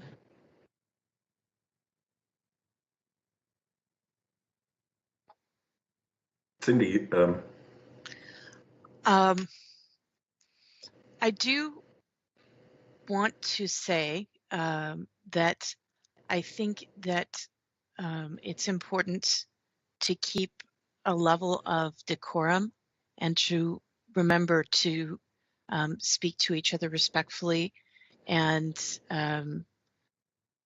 in a public situation, not push that line of humor and cruelty too far. And I think that's really important when you're dealing, especially with staff, because you just don't know when somebody's actually taking it the right way. So, kindness. It's a good point.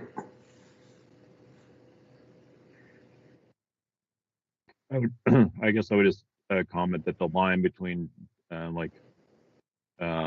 discussion and direction is something that will become clearer to you over time, because you'll understand over time what information that's readily available, where you can get that information. So perhaps I think quite a few of the information that you will need to answer a lot of the questions folks have is available, whether it's the website or documents that already exist. So it'll be probably a little myopic at the beginning, but over time it'll just become clearer. So we'll get there.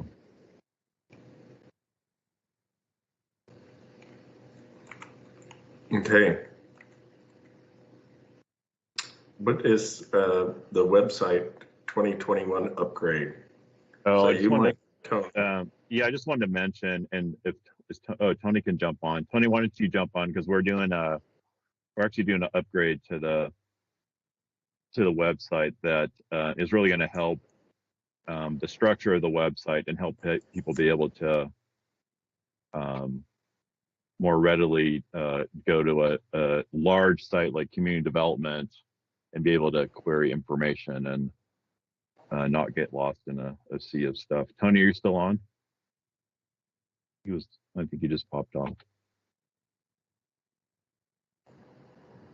So one of the, as far as communication goes, especially with the public, in the website design, we are trying to push as much information forward as possible. So if you want to interact with the county, you should be able to go to its website and readily be able to get documents, information.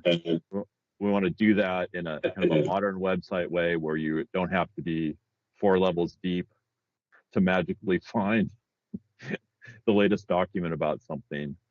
So we've paid for a redesign, and that's currently going. The departments are working on improvements to their pages. The great thing about community development, it'll be kind of its own, it'll be tethered to us, but it'll kind of be its own world. And so when you do a query, you're doing a query of just community development. And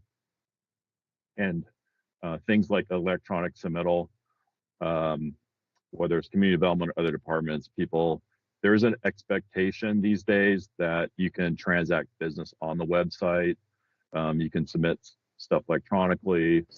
And so the last couple of years, we've been putting some effort into making it easier. So whether you're off island and need to submit something, or you're on Lopez or Orcas or Shaw, you no longer need to make that ferry trip to Friday Harbor to transact business. So we've been working on that, and we've made pretty good progress. But I wanted to mention that our website soon will look different, and the reason we're doing that is to try to make information more apparent and available. We've also had a number of grants from the state to scan documents. So we've gone back in history and scanned stuff and pushed that to the website. So if you want to search on resolutions or search on permits, there's a way to do that and get that information. So it makes it more customer friendly, and actually on the backside makes it easier for staff because they're not having to produce that work. So I look forward to that. Yeah. On that note, or I think sometimes when Cindy was laughing about going 4 levels deep, and Christine shaking her head, yes. But I just hope in redesigning this that we've had 2 kind of counter issues going on. website that is designed to make it easy for those either staff or advisory committees or whatever to find what they need, and then the public's the ease for the public to know. I mean, we've had several times where the public has to go 4 or 5 layers deep because nobody took that into consideration, that somebody might want that information. Whereas the people who are dealing with the information every day can find it very quickly because that information has been moved up in the queue for access. So I hope we keep in mind it's, what people are looking for if we're going to make it easier. Yeah, no, it's an excellent point. And yeah, for me personally, I want it to be as easy as possible. I mean, most good websites, you go in, you got 4 or 5 broad categories. So you're maybe 2 clicks and then you're where you need to be. So ours is, well, it's it needs some help. There's too much content on there. It's still easy to get lost. And so in this effort, we have tried to remove a lot of the historic stuff that it's not relevant anymore, and try to get to, it's just got to be easier. And so I think we'll get there. When will that be up and running, do you think? I'm sorry, Tony's not in here, but it's a first quarter project. So the departments have started working on it end of last year. Great. Yeah. Any other questions on that part? So No. we'll I look forward to it. Oh, go ahead. No, this Sorry. is a good example of what I call an infomercial. So when, when it's ready to go, we'll have Tony or one of his staff come to council and say, hey, here's the changes on the website and here's what's on there, and to give you guys a little overview and preview of what it's going to be. Great. What's the social media part? What did you want to cover there? I just wanted to let council know, and you probably know this already, but through our website, we send out news flashes. So the different departments will create a news flash about whether it's COVID-19 something or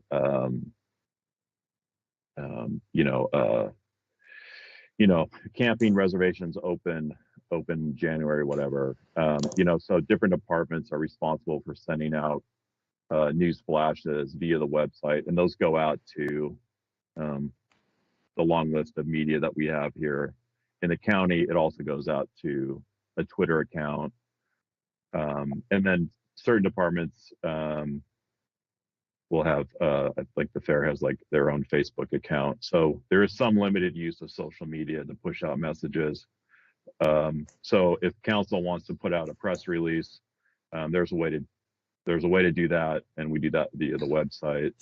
So whether anyway, we have some media presence, so I just wanted council to know about that. The other thing I was going to mention just on outreach. So I don't think we didn't do this last year, but in prior years, we call them town hall meetings. So if Jamie or Christine or Cindy, there's issues that you want to bring to the community, or there's issues that you're hearing and want to interact with the community. We've done these things just labeled town halls, and there's usually an issue or two. It's a good way to kind of update your constituency on what's going on, or there's a hot issue that you want to address. And so we've done town halls, and we staff those, whether it's myself or the applicable department heads. So we help you staff those meetings. Those were in person, but I know that we can do those actually virtually as well, which would probably be the way to do it.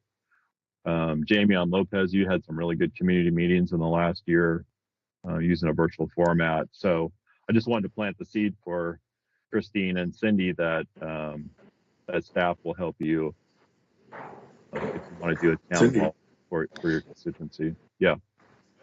Mike, is there anyone on staff who's a trained facilitator who can help with these meetings?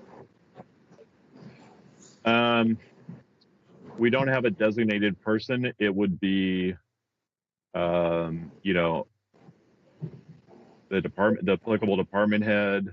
It could be me, but we don't have, or you, but we don't have a designated person that does facilitation. And we don't have a special, anybody who's got that specialty. No, it's just tenured people that have done those things before, but yes. Or no to your question. Okay, thank you.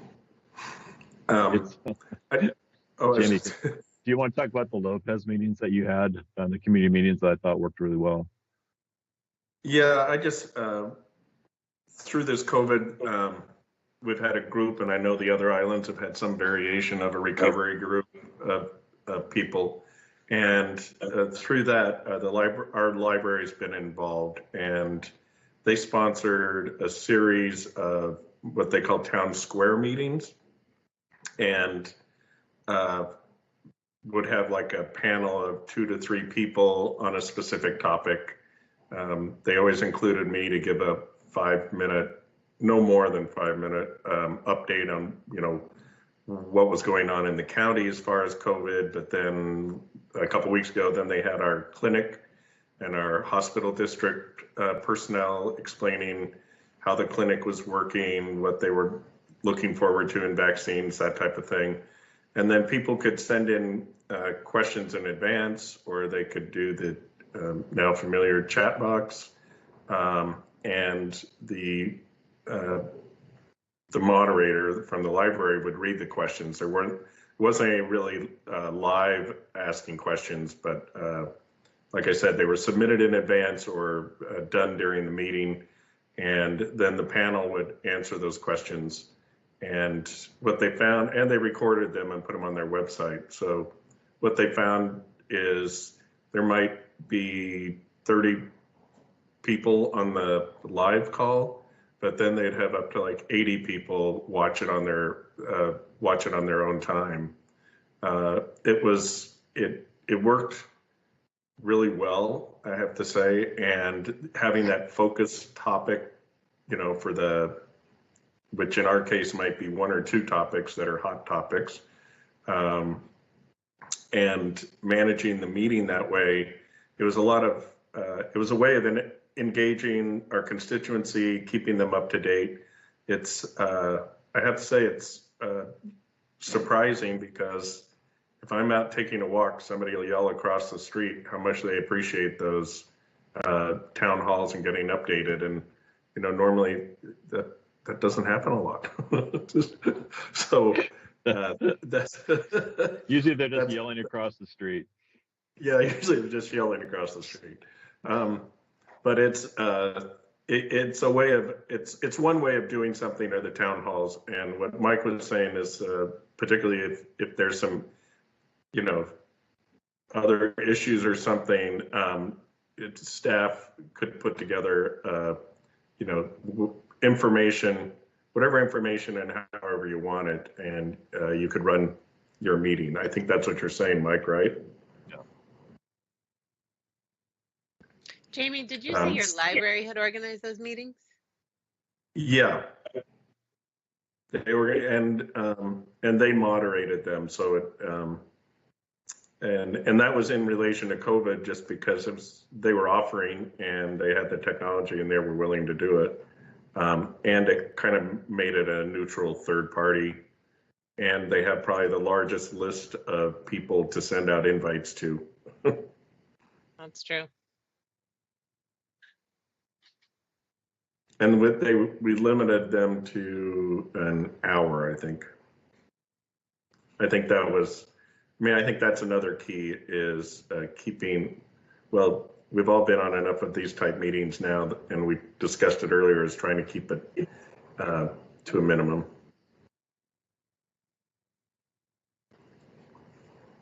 Okay, did you have anything else on that, Mike? No, I don't think so. Or did you want to cover constituency outreach, No, that was kind of which might have two parts, now and future.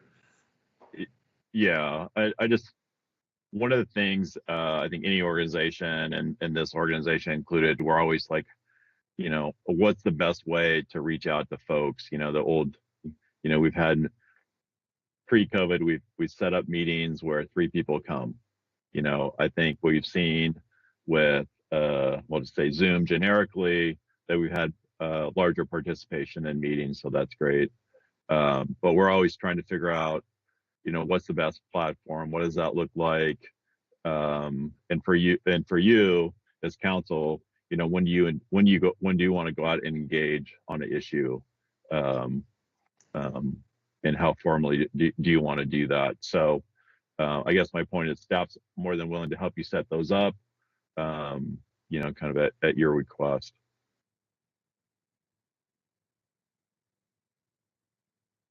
Cindy, do you have a question? I do. Has anyone tried a constituent newsletter at this point? I do a newsletter for Orcas Women's Coalition, and in my transition to this position, have gotten a lot of inquiries about whether I would do something like that for county council. No. It's no, there's been no, there has not been. I think part of that, it's hard depending on whether that's quarterly or whatever the timing you set. Those are kind of hard to maintain. One of the issues is that if you do that, it may look like a lot of stuff we work on takes time to do. So it may look like you're just reporting each quarter the same thing. We don't have really dedicated communication staff. So I guess in my tenure here, I haven't seen an attempt to do actual council newsletter or update. Yeah. I think the closest we have right now, Cindy, is Public Works does one periodically. It's pretty basic, you know, kind of the highlights of what went on in whatever the past month or 2 months. You know, it might be an idea, and Mike has a position open right now for, is it the management analyst? Yeah. That maybe could possibly be working on some messaging. So one of the things that we've grappled with here is just the subject of communication. We're not really staffed to have, you know, a lot of organizations will have, you know, a dedicated public information person that helps, you know, manage the organization's website and messaging, and, you know, whether they do a online newsletter or what have you. We don't have that formality. What we have is the various departments kind of doing that to some degree. So it's a conversation. It's a really good point about how we communicate. A lot of times our message is reactive instead of proactive. So in the management analyst position, I've carved out one of the tasks in there is communication. And I think this is a really good subject that council should talk about further in the new year on what a communication strategy should look like. We don't actually have a formal communication plan as an organization. So Cindy, you're stepping into a subject that has been much discussed, but real no progress made. So I would more than welcome it to continue the communication discussion in the new year and with council and you about what makes sense and how we might pull that off. Yeah, let me see how the workload goes with all of these new committee assignments and things. And but generally, what I found to be very successful is I'm part of a community call with Orcas Island Community Foundation, and there's liaisons from the different organizations who come to that call. And then what I've been doing for the Women's Coalition is basically an executive summary of what what I'm hearing about what everybody's doing. So that might be, that's just throwing it out there as something to chew on for the next few months while we think about this. Thinking about doing executive summaries for what's going on in each of the departments or any of the pressing issues that have come up. Mm-hmm. This is exactly what I meant in my sort of third little topic about community, communication. And so I may not have said it very well, but here it's being interpreted exactly in the way that I sort of meant it. And so I'm glad that you brought that up. And for the record, I want to say that those Public Works newsletters are so fun, and I want one every week.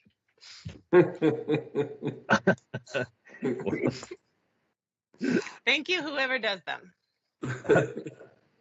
They're actually great. We'll get you on the distribution list. It's kind of an internal audience, but no, it's a great snapshot of what's going on. So, Christine, I wrote communication under your areas of interest. That's right. I added it. I think you can put us all down. Yes. Just walk backwards into that. No, it is it's a really important thing, and certainly merits some additional discussion. So great. So the next part is I'm going to let Mike walk through, but as I said at the beginning, part of putting this retreat together is we wanted to find out, and all of us want to know where we want to go, and staff listening wants to know where we want to go. But I think it's really important to kind of bring you up to speed on what you're walking into, what's spilling over from 2020, and the importance of what you're inheriting as we move into 2021. Yes, it is a new year and a new council, but the organization continues to do its work, and the staff continues to do their work. So, Mike, I'm going to let you walk through this. Okay. Staffing. So why and staffing? I will add to it as you go. Absolutely. So I want to start with staffing because obviously, we can't do anything if we don't have good staff. And so without inundating with too much background, so as we've gone through, to understand the staffing discussion, you kind of have to understand the economic or fiscal position the county's been in. And so it's the same position that local government is in. And so the business model for local government, you probably heard this at WASAC, was that, we're an organization where our revenues, increase 1 to 3% a year, and our expenditures increase 5 to 7% a year. So not a great business model. There's a lot of reasons why that is. It's really, a lot of it's tied to the funding sources that counties can use and the limitations on there. So as you probably learned at your WASAC training in the budget model, there's every fund we have has restrictions. And so, property tax can only grow so much. And so we have these limitations. And so pre-COVID, we were making adjustments to the organization to reduce our expenditures. And the COVID discussion just kind of magnified the need to reduce our expenditures. So in reducing expenditures, what we said at the outset is we're going to reduce everything but staff. We wanted to avoid layoffs, but we still reduce staff through attrition. We reduce staff through reorganization. We reduce staff through what we call a voluntary early retirement program. And so we have reduced staff in those ways instead of direct layoffs. And we also cut a lot of expenditures out of the budget. So when we talk about staffing, we have a very lean staffing model right now. And so there's kind of two considerations. One, we're very lean because that's what we can afford. Two, we've cut a lot of things, so we didn't do layoffs. So one of the things we are really hyper conscious of is the economy, because if we have to cut the budget further, we don't have many things left to cut. We have people to cut. So that's why this 2020 was such a tough budget year, was trying to figure out different ways to do business so we can reduce expenditures and keep our employee population, even though we reduced it purposely in ways that avoided layoffs. So, Mike, I just want to add Yeah. there real quick is part of some of those actions that we took didn't necessarily save money in 2020, but their effects are in 2021, such as the early retirement program. Because of the package that we put together on the early retirement, it didn't really save much in 2020, but that effect will be in 2021. right. That was all I was going to add.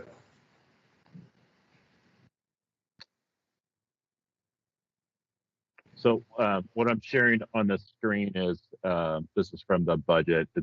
It's our staffing levels by department, and it shows the different changes. And I guess the point I want to make is that the staffing levels really for the county haven't varied too much, but in the last couple of years we've purposely have reduced them down to save money through different means. So what that means going forward for this council is a couple things. One, we can't afford to add new staff. So one of the things that we instituted last year was position justification. So when there's a position becomes open, the department head fills out a form basically asking to refill that position. And then some evaluation is made on council's part. So we're just hypersensitive about adding staff and replacing staff just because of the budget.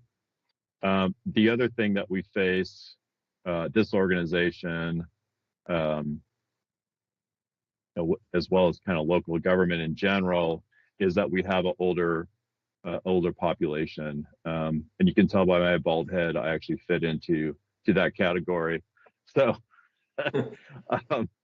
so we have the point is we have tenured staff.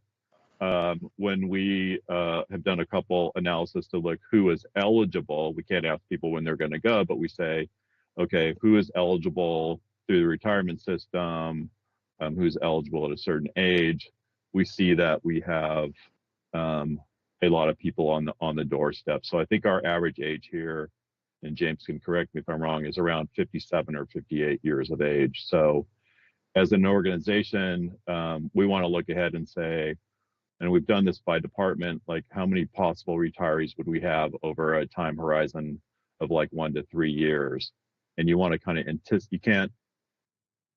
people have to make their own decisions, and we have to, of course, respect that, but we can anticipate when someone might leave or is eligible to leave, and then we can start worrying about that. So there's a couple departments that we will see a lot of attrition over the next couple of years.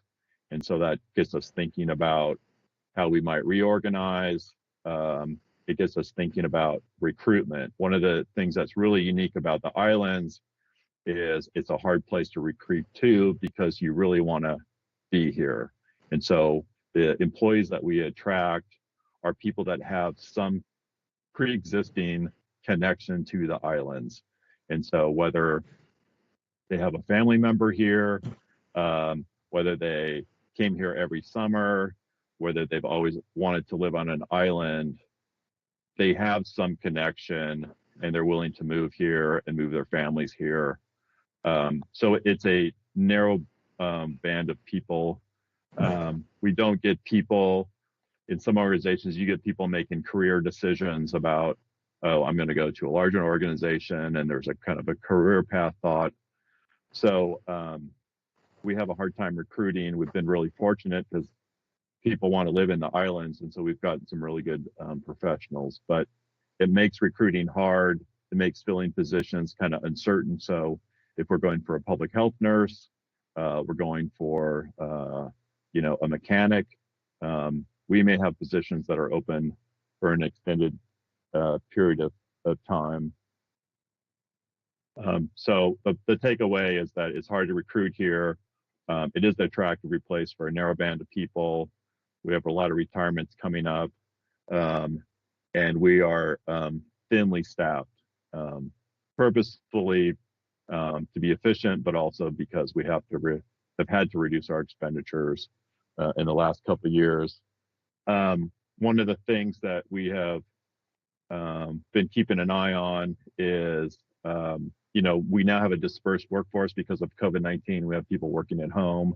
We have people that work flex schedules. If you have kids, it's been tough to manage your personal life and your professional life. So we have more dispersed workforce. We have flex schedules. We're looking at people working more on their home island when possible at facilities. So with that experience, we're also matching that dispersed workload experience with a conversation about what our future facility needs are. So like every employer right now is like, do I need this huge office building if I've learned that a third of my workforce doesn't need to come into this huge office building? So that conversation we are having now is kind of mirrored in the larger public discussion about what the future of workforce looks like. So those are kind of my staffing thoughts. My last staffing thought has to do with COVID-19. So as you know, last March, the EOC was stood up, so that's been operating. And so we have at the core of that, we have the health department staff, but that effort has been augmented with staff from almost every department. And so what we've done to date is flex the rest of the organization to provide the COVID-19 response. So if it's, so we have borrowed staff from other departments to support the EOC and the COVID-19 response. And I see that happening all the way through 2021 as we're now into vaccinations. Was on a call yesterday saying, okay, how do we set up? I mean, we have great people in health setting up the vaccinations, but those all need support, whether it's from other staff, whether it's filling out paperwork, it's making phone calls, it's the logistics of setting up those things. So we are using and borrowing staff from any and all departments to support the COVID-19 response. And so that flexes the organization to that need, which is great. But at times we've had to lessen up on the workload from wherever those people originate from. So we're going to be in this distorted position, I think, all the way through 21 as we deal with immunizations and other COVID-19 related stuff. And just got myself going here. So one of the things that I'm concerned about, go ahead, Cindy. I was wondering, and I don't want to interfere. Uh-oh. Cindy, I don't know what happened. We don't have your audio. Teams dark mode.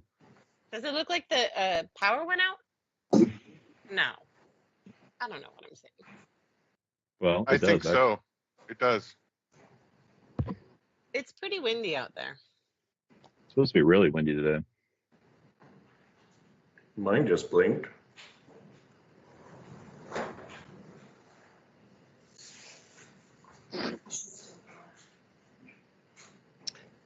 She'll be able to call in. Just give her a minute. Mike, is she on Orcus? If she's on Orcus, the generator should have kicked on for her. She is on Orcus, so it is a good test of the generator. She might have to log back in, but she should be able to get back in. No, we got that automatic generator. That's pretty great. We've done a lot of generator work over the last couple of years.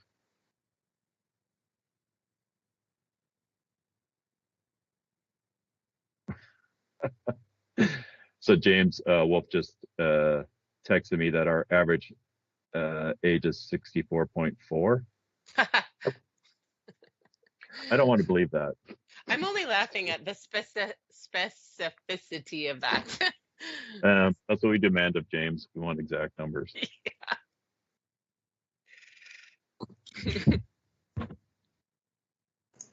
I'm so average.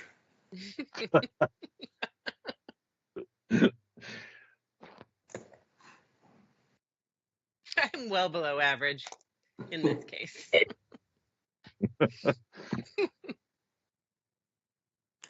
So do you have any questions or comments, Christine, on the staffing? No, And where we are. I was curious what departments you said would have the larger attrition. Almost all of them. Yeah. I think particularly public works, though, correct? Yeah. I suppose I would have guessed that somehow. We don't like to single anyone out, but Fair.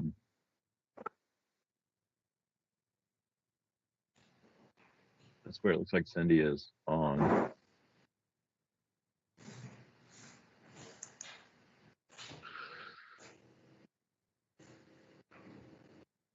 There we go. How's that? All right, I think I'm on now. Hi. Hi, we're Oh, having good. some power fluctuations Wow. here. Yeah. You before you froze, you were going to ask a question. I was going to ask what you've learned about how to keep everybody on board and keep evaluating the flow of work and productivity during this time of everybody working from home. There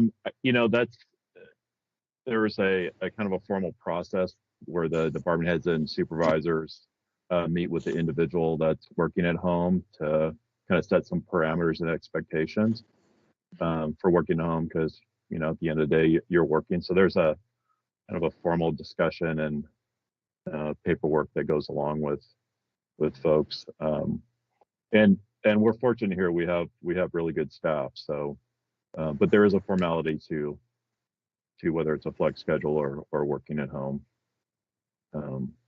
Just so, like every employer, you have to set that expectation and stuff. So.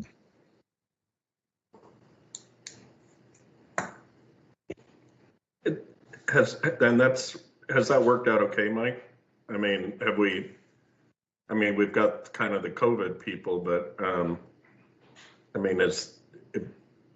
just wondering what and maybe Cindy was asking along the same lines of what have been the results of that? I mean, are we getting the work done that we need to get done with that system? I haven't heard of any issues of people not doing their jobs. I mean, I think especially in this island environment, people are pretty excited that maybe they only have to come here 2 days a week, or they have a flex schedule. It's stuff that employers elsewhere are doing. I think it's stuff that we should do. It helps accommodate people's work-life balances, but the expectation is set up with the supervisor, their department head, and make sure that the workload's going. But I haven't heard of there being really any issues. Any other questions or comments on staffing? I just had one final comment that I forgot, Jamie, or Okay. one issue. So part of the money saving effort for the 2020 budget and 21 budget was furloughs. So management was signed up for 12 furlough days, 7 in 20 and 5 in 21. Council took furlough days.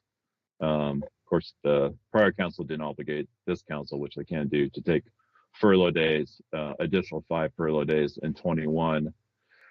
So I will say that, and then represented folks in 1849 took a reduction in hours. So the only people that didn't take a reduction in hours or furloughs was the guild, the sheriff's department, and corrections and dispatch.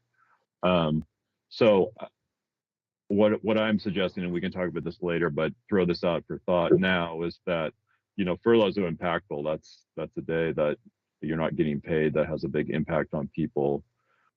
So instead of starting the year with people taking furloughs, is that we wait to the end of the first quarter to see what the budget looks like. See what at some point Mylene will come forward and set the beginning fund balances for 21. So I'd like to throw out the idea of waiting until we have that information before council makes a decision on whether additional furlough days are needed in 21. Mike, wasn't that already in the, It is in the thought budget. we counted those in the budget. It is in the budget, but if revenue remains positive like it did at the very end of the year, then maybe it's worth the discussion. So maybe it's not 7 days, it's 4 days. But yes, it is baked into the budget. Okay. So would that be an item we'd bring up like at a regular council meeting? Yep. So we'd have something on the record. This is on the record, but we'd have council could think about it before we actually make that decision. Yeah, and I think the natural point to do that is when Mylene brings forward the information to set the beginning fund balances. So we would have, we got to get through the year end to see what the final revenue is and expenditures. So we see where 20 ended up and what we start 21 with. So, I don't know, it's worth it. Worth throwing out there. So we still have time in the year for, if need be, for everyone to take their furlough days. But we would still have to, if we're not going to do furlough days in the first quarter, we'd need to do that direction as a council, correct? Yeah, Jamie, you've got 12 months to take 5 furlough days. So, but yeah, some direction would be good. I think his point clarity. was procedural. Yes. About, Yeah. I'm agreeing with Jamie. Yes, 30. Be confusing. As far as furlough days for salaried employees are concerned, does that then just basically equate to agreeing to a cut in pay? Yeah, so you're not getting paid for that day. Okay. Yeah. Furlough means you're not getting paid. Right. But I was, hourly, I understood. I was wondering on a salaried basis how you handle that. So you just prorate it per. Yeah, exactly. Okay. Yeah, so even though you're salaried, you have an hourly rate, right? So yes, you're not getting paid for a day. And what is this is just, again, procedural stuff. Just, is that based on like a 40-hour work week, or how do you calculate that? It's just each furlough day is 8 hours a work, so it's a work day, and then there's it's the 8 hours times whatever your rate is as a salaried employee. So it's that dollar amount that you're not getting paid. So and I'm sorry, go ahead. Yeah, what's the? I guess what I'm asking, what's the basis? How many work days are there in a year, so that you can calculate how much you're. Well, there's how many days, but you said we do like hours, so it's 2,080 hours. Okay. A year. So practically, when you're filling out your timesheet, you drop down a dialog box that says, furlough days, and you put in the number of hours, and so that's get zeroed out for a day's work. Okay. So I guess my overriding concern is that losing an entire day's pay, no matter who you are, is impactful. So just want to be cautious on the need to continue to do that.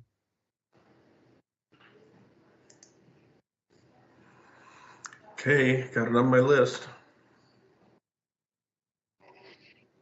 Better add it to my list. Well, So we can I've been compare putting lists things on the later. list that we've been adding to make sure we talk about and, that we bring up on a regular agenda. No, I appreciate that. We can. All right. Jamie, how are we doing on time? It's about 10 to 12. How long are you gonna need for the budget? I don't think very long. Let's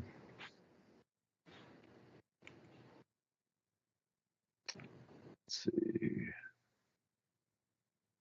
I mean, we've got I'm just looking at the overall agenda, and I guess it's a good time to check in. Do we want to go into the budget and take a break? Do we want to power through? I don't know how much time the rest of the agenda will take. Mike? Well, Jamie, we were always left guessing how long it's going to take. My brain will work better if we have a break. Okay. I don't. Do you want to get through the budget part and then take a break? Or not? Why don't we just take a break now? Because I think I would guess we probably have another 45 minutes to get through the remainder. So Okay. I think it's kind of a natural point for me that I can grab some documents. Okay. And I noticed that Mylene's or at least listening.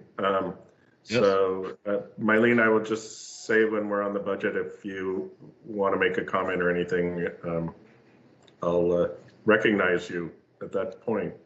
Happy to participate. I'm here. Okay, thank you. You're welcome. Okay, then we will recess the council retreat until 12:50, 10 to 1. All right, thank you. Please remember to turn off your camera and mute your microphone. For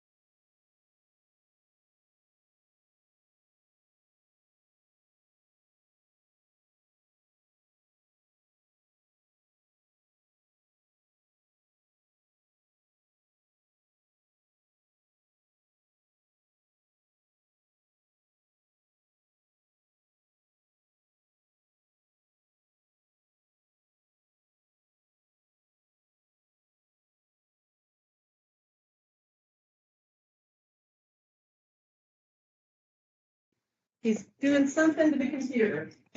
All right, you're ready. Okay, hang on. Hang on, I'll let you know. We're recording, Jamie. Okay.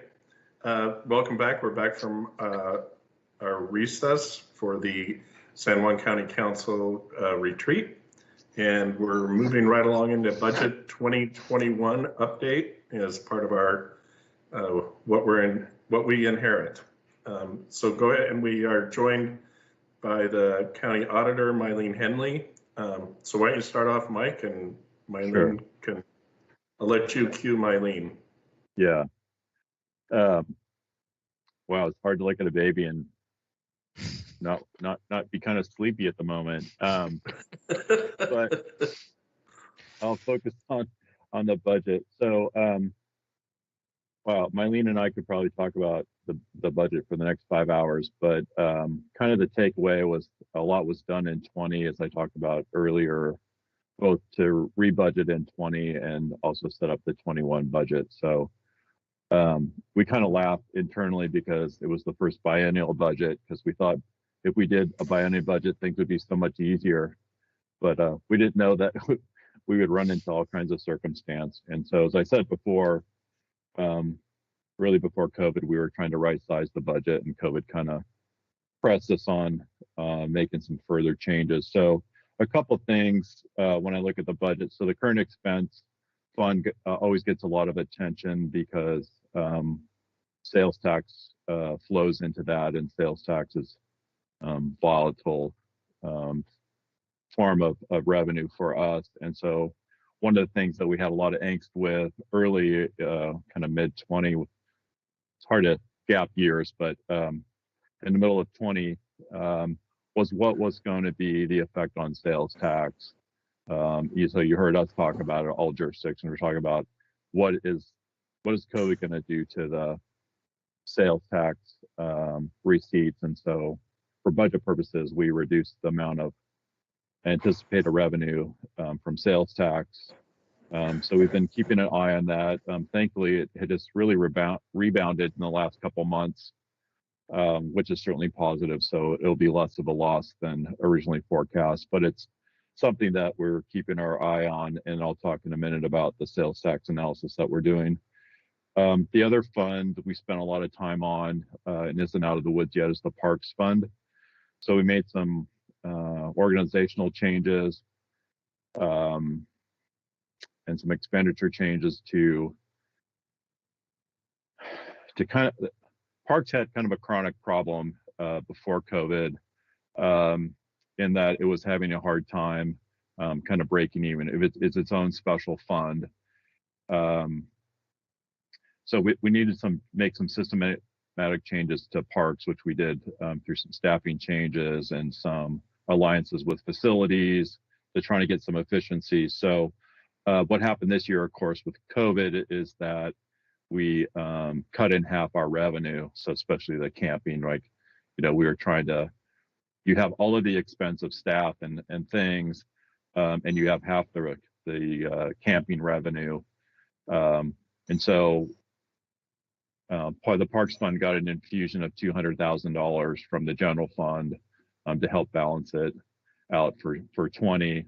But going now into 21, although we've made changes, we want a year that has full camping at 100%. We're relying on those revenues. I think we could have done 100% camping last year, but I understand the concern on the health side, even though we've made a lot of accommodations to the facilities to accommodate the spacing and stuff. So we're hopeful this year, and we're counting on having full revenue in parks. But again, we don't know what's going to happen, but that's how the budget has been set up.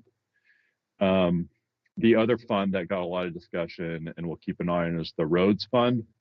So it was helpful recently that the IMIN initiative got overturned. So those car tab revenues flow again to us. And then we continue to see decreased levels in fuel tax. People are obviously driving less. And so we have accommodated that into the roads budget, but it's something that we're going to keep an eye on. The other thing that's both a funded and unfunded mandate is the COVID response.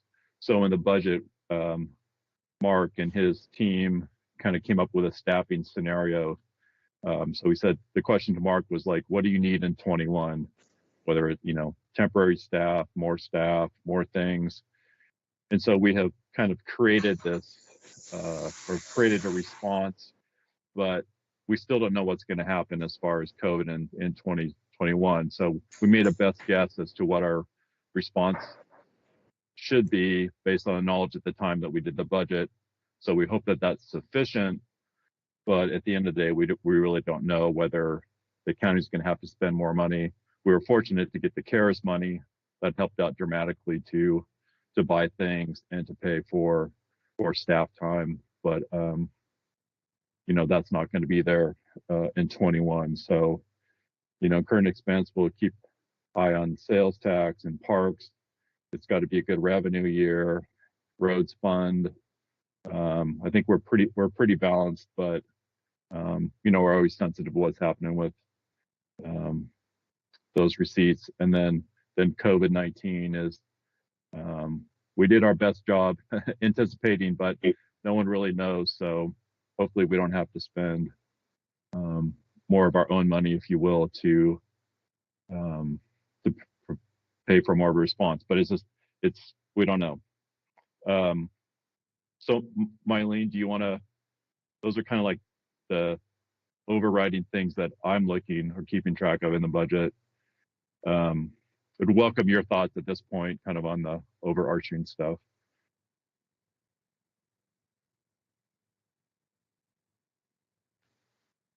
Okay, yes. First, I would like to comment on the biennial budgeting process.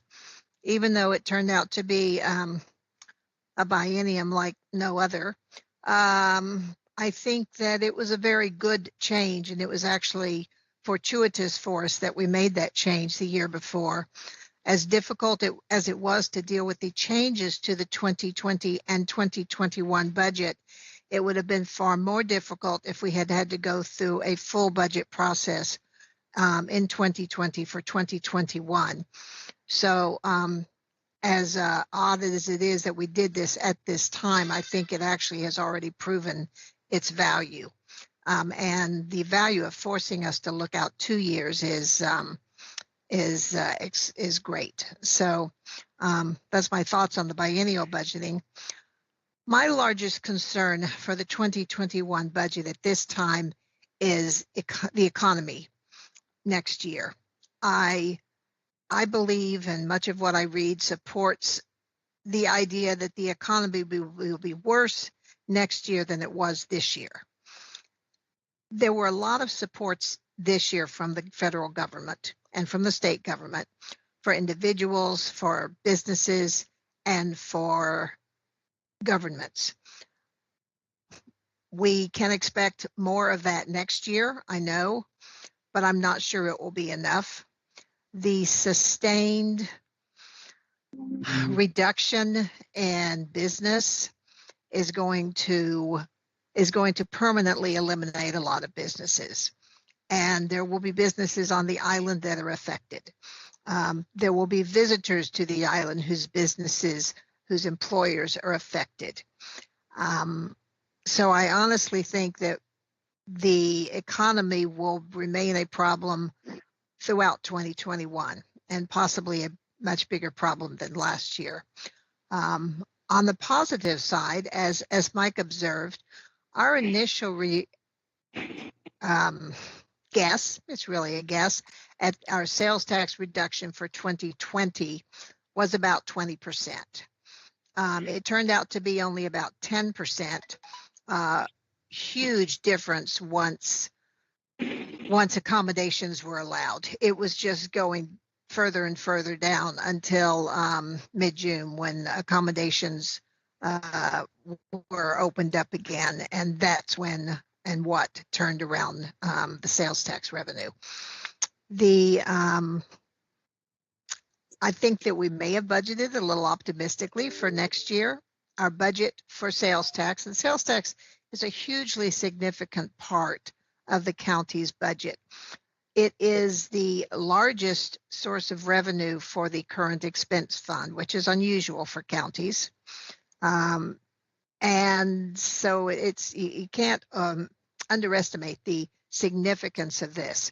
So what we budgeted for 2021 was basically flat with 2020, projecting about a 10% decrease, and that's a decrease compared to 2019.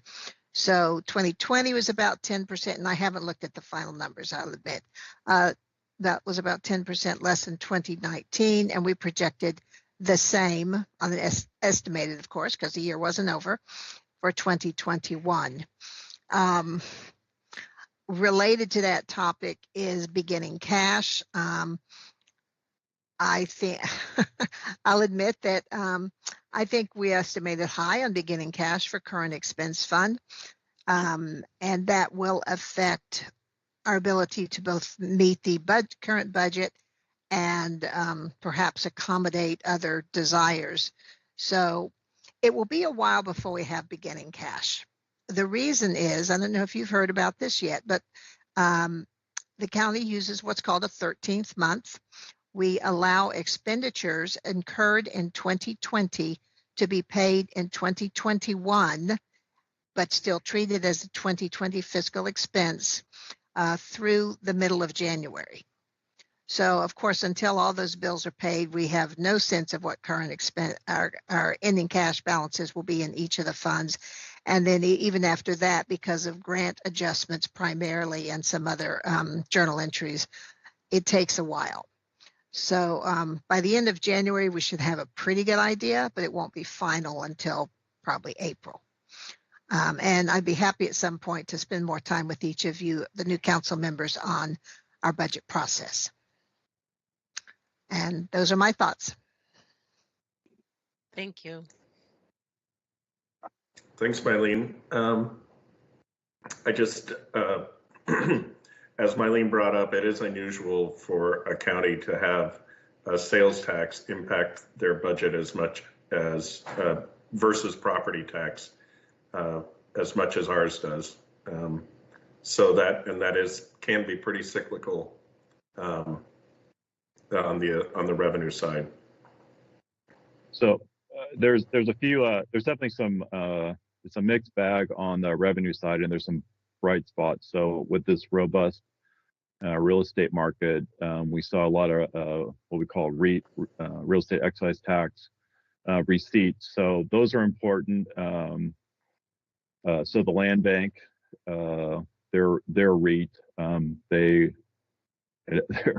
graph is almost vertical. They've had probably the best year ever.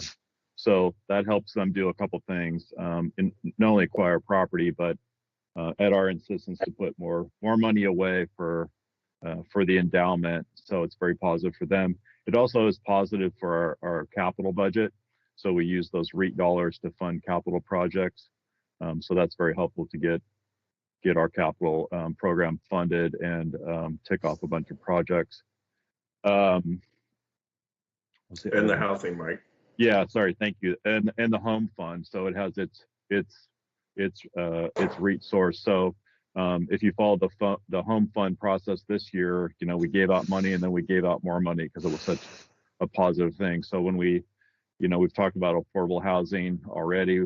When we think about affordable housing opportunities for next year and the real estate market stays as positive as it is, which is projected into next year, then the council should have some real opportunity to do some meaningful things for housing and for capital projects in general. So that's all very positive in our budget. The sad thing is we can't use any of that for the general fund, but it gets other things accomplished that the council will want to. So are you going to go over that sales tax analysis? Mike commissioned a sales tax analysis mainly because to find out where, it's such a large chunk, but where is it coming from? And particularly with the pandemic, like what is the Amazon effect on on our sales tax, because that will probably remain about the same as it has. I mean, the effect is, I think, here to stay. But go ahead, Mike. Yeah, so I think a couple things. Just to the eye, the islands kind of appear different to us. They seem busier. Certainly, a lot of discussion about people coming in, occupying their second homes and staying. So part of guessing what that means to us, we have a very strong construction market the last couple of years. That's all a lot of sales tax. And so what I wanted to do is and have hired a firm to help us do an analysis that looks at our sales tax kind of dynamic. So what are the primary sectors that are driving our sales tax figures? And then, of course, that Jamie mentioned what a lot of people refer to as the Amazon effect. So how has consumer behavior changed? How are people's purchasing behaviors changed? We live in the islands, so we're no stranger to ordering things, but even folks that used to go off island may have stayed on island and said, oh, well, I'm going to order from Amazon or Costco or whomever, so I don't have to travel. And then if you have a lot of construction going on, a lot of things are being ordered to the job site. So I'm trying to understand what we're seeing empirically, trying to look at the relative importance of construction, tourism, and other major sectors that drive the economy. So when we talk about making decisions, we can kind of foresee the impact, or just fundamentally having an understanding of what our retail sales economic pie looks like. And so we kind of move from kind of gut to empirical numbers on sales tax. So it's not finished. I've just seen some very preliminary stuff, so I'm not quite ready to share it with council, but it should be ready to go within the next month for sure. And then we'll do a presentation with a consultant to the council. But again, I think a deep dive is really necessary into, like Jamie said, it's a revenue source that is super important to the general fund, and especially now that it has surpassed in dollar volume the property tax number. So long story short, what is this thing called sales tax? How does it affect us? And what do we need to know going forward? And in looking at the dynamic amongst the islands, so it's not just the county, we're looking at the dynamic on Orcas, Lopez, and San Juan. So that's kind of it in a nutshell. Any questions or comments?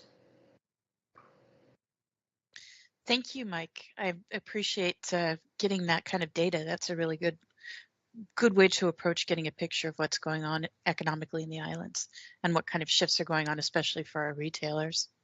Yeah. I say fantastic. Thank you.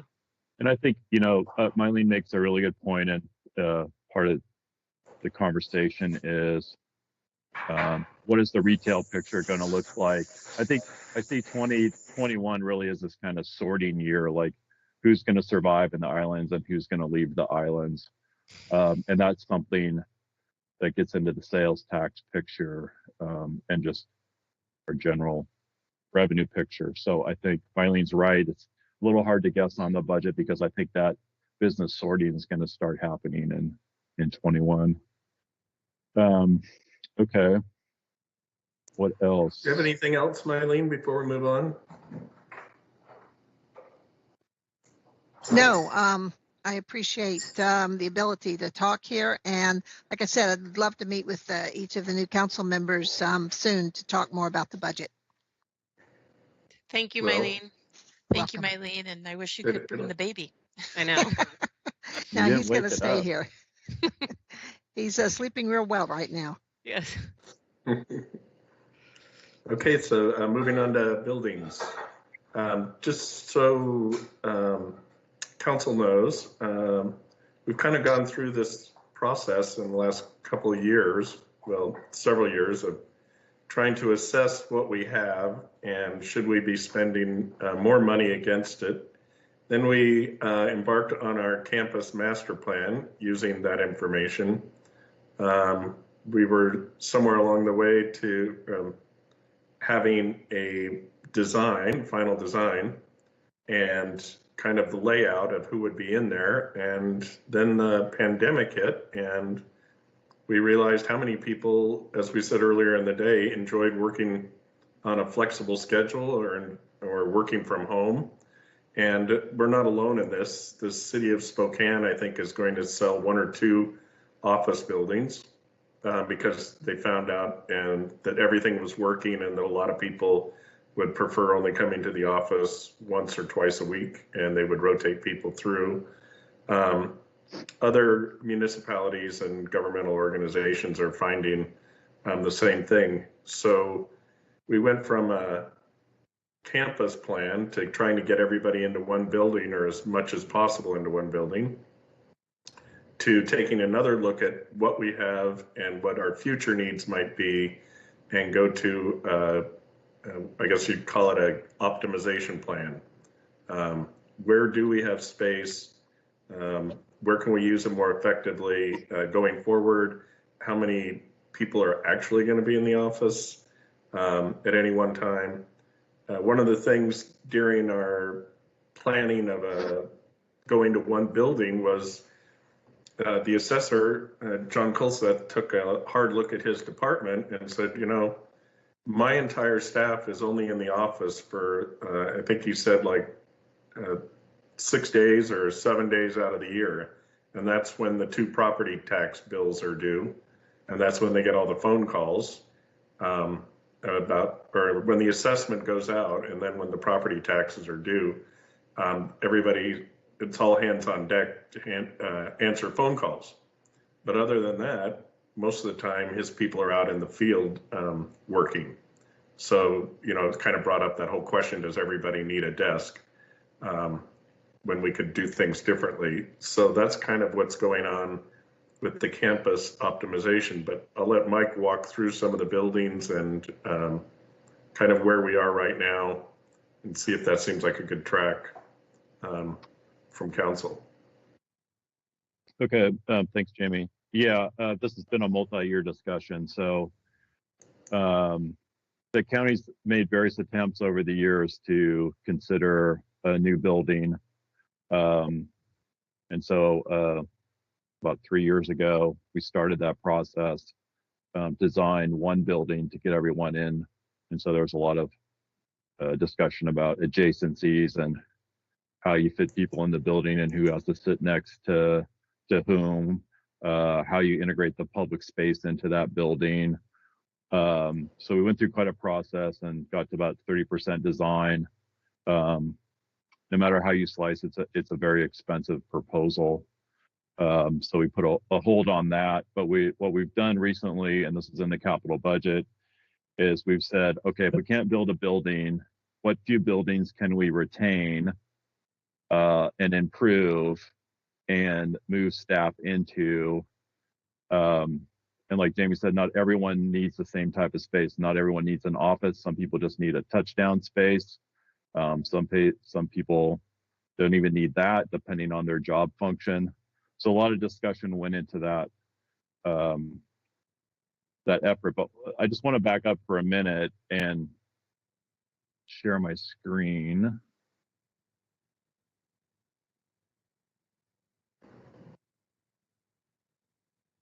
So this is just a map out of one of the reports that shows the multiple buildings that we have here in Friday Harbor. In fact, there's one building that's not on there, which is the old Windermere building that we own, that Compass Health occupies. But so one of the things we started talking about a few years ago is just how expensive these old buildings are, and that the county is kind of stuck between a rock and a hard spot. So through some analysis and help, you know, it's like the county has to spend money in either we have to improve the building so we can continue to occupy it, we have to improve the building to make it saleable, or we have to improve the building to make it leasable.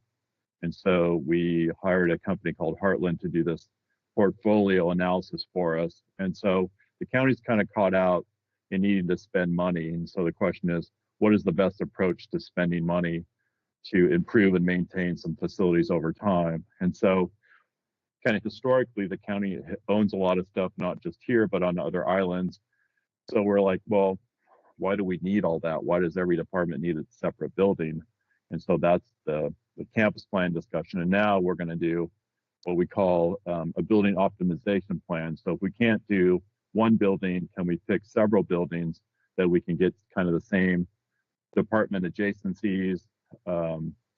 We have a project that will take place within the courthouse to create a common counter. So instead of having to go around Friday Harbor to go to Public Works, maybe to the annex, maybe to the courthouse to do your business, you'll be able to come into the courthouse and have one-stop shopping interface to transact your business. So that's what we're going to try to figure out in the new year, is what buildings should remain and be improved and which buildings should we sell. As you know, the Public Works building, we're going to sell to the town and build a new shop building. So there's the campus plan effort and now this building reuse effort. A couple years ago, we did the kind of the same thing. We did a Public Works strategic plan, because Public Works owns a lot of stuff on a lot of different islands. But that doesn't really make sense from a cost standpoint. It doesn't make sense from how we do a business standpoint. And so we want to systematically start getting rid of some of those facilities. So you've heard a conversation about New Beaverton Valley shop building. You'll hear a conversation over the next couple of years about the Lopez shop property, possibly going to the Lopez solid waste district, and we move out of there so they have more room, and we build a much smaller presence elsewhere on the island. So in a nutshell, our buildings are aged. They're going to take some money, but we're in a position where all our aged buildings are costing a tremendous amount of money. And so for the larger economic picture, we really need to divest ourselves of a lot of stuff that's in our portfolio. So quick summary of really an effort over the last 3 years to reassess what we own, why we own it, and why we should continue to own it. So that you'll hear more about the building reuse study as we get into the next year, and our consultant gets engaged on that. So another approach to save money, some efficiencies, make it easier for the public, and yeah, that's kind of it in a quick nutshell. But these endeavors kind of take quite a bit of time to figure out and to possibly fund. But that's what we've been doing. Any questions on facilities? Looked like Christine had a question, I thought. You're on mute, I Christine. actually raised my hand to say that Cindy was gone, but then she just popped back on. Oh. Cindy, where did we Yeah, lose you? the power went out again. Right when we were talking about rehabbing the buildings, or whether you were going to rehab them to lease them out or rehab them to occupy or sell. I'm now on my Wi-Fi, or sorry, my cell phone hotspot. So hopefully I won't suffer another outage like that. Sorry that's happening to you. Putting that generator to test. Yeah. So, okay, so Cindy, that's where you cut out. So you missed a few minutes of discussion. I did. Is it crucial for me to hear it right now, or can I go back and look at the video? No, I mean, I guess it's really just putting this subject on your radar, because you're going to be hearing about it in the new quarter. But kind of nicely put, the county's in a tough position because it owns a lot of things. They're expensive because they're old, and they all need significant improvement. So how do we better our position is really what we're trying to do through some planning across the organization. Cindy, do you have any questions about any of this or insights? Would you like a building?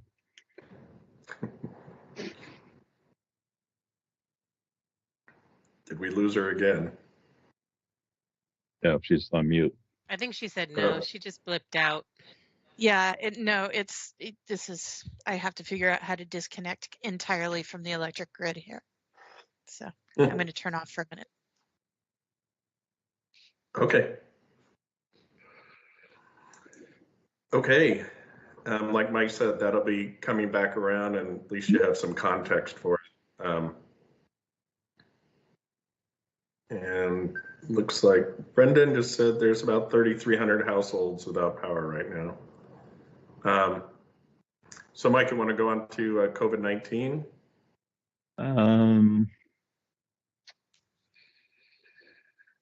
Yeah, I think in a way we've covered this. You've covered a lot of it before. We've really covered it. I mean, we've covered the staffing aspect. So the takeaway there is that we're going to bend the organization to support MARC and health staff in EOC. We have budgeted to the our best of our ability to guess as to what we need to provide a response. So that's on immunization, it's quarantining, contact tracing, all of those things that we have done to date and will need to continue to do in 21.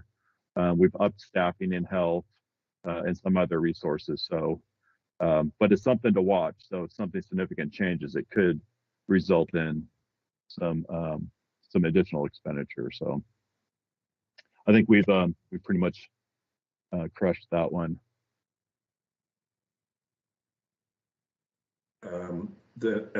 Any new questions or any other comments from either of you on COVID? I do have one quick question. Do you anticipate, I'm glad Mark Tompkins is on, I wonder if he's listening here.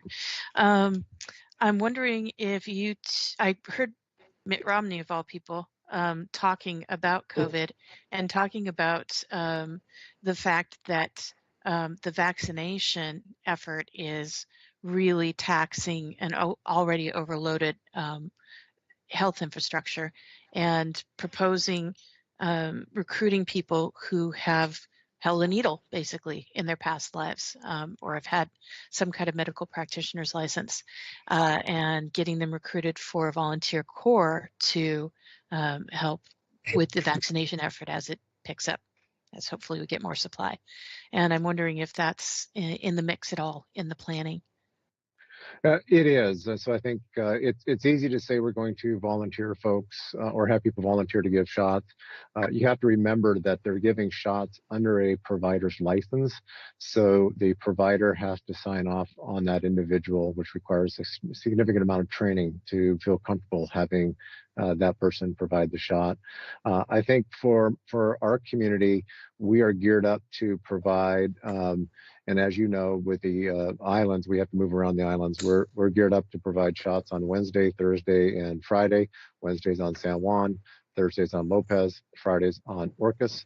Our goal is, as part of those clinics, to get upwards of 100 people a day into those clinics. And we're working hard to get our other providers enrolled into the vaccine distribution program. So that includes our medical providers and our pharmacies. We need their help like every other community does. Some of the challenges with this vaccine is that the 15-minute waiting period that is recommended for all vaccines is required for this vaccine. So while it's quick to get a vaccine in somebody's arm, you have to have a place to stage the individuals for 15 minutes so they can be monitored for any adverse reaction, which creates a challenge from a spacing issues. And we're working with our partners to create large enough areas to stage people to rotate them through.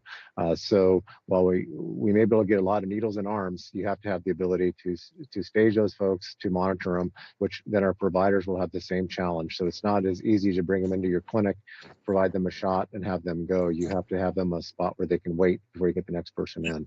That's a long answer to your question, Cindy, but I think we are are training up people. We brought additional nursing staff on. We have an application out and recruitment out for another nurse to bring on. And we have a bunch of our former public health nurses and other nurses that came back and are assisting us. And we're working through, I think as Mike said, to have the right mix between people who are giving vaccines, those who are doing the case investigation, contact tracing. And so that work doesn't stop because we're giving vaccines, and people need to remember that. It's the entire response continues, and just want to say thank you to Mike and to council for supporting us. And so Mike has indicated we can pull other staff in, and I think we're pulling in one of his staff members later this afternoon to assist us to make this all happen. So it's a work in progress, and we're working as fast as we can, and we're looking for more opportunities to bring folks on to increase that output with those limitations on vaccine supply, staging, logistics that all go into making it all happen. Thank you. So my takeaway from that is, first of all, if anybody, there's a position open for a nurse through the county. So I'll be on the lookout for someone for that position. The other, the question I am left with is, if we do find ourselves in a position where we do have access to a lot of vaccine and we've still got issues with enrolling our partners, is there a level of government, not necessarily county, but maybe state, that can function as that agency that volunteers could be insured under?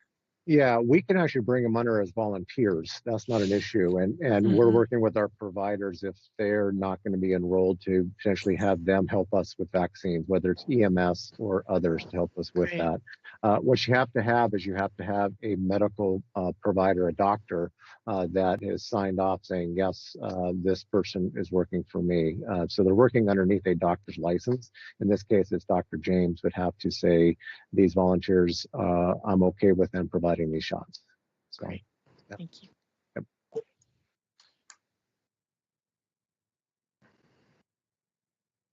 Thank you. Anything else? Any other questions or for Mark or comments?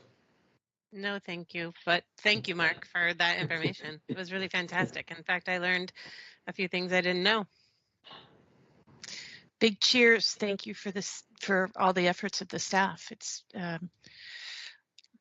we're in the 7th inning, they said today on the call. So. Yeah. And one other item real quick, I pushed you an email. The governor's having a press conference at 2:30 today.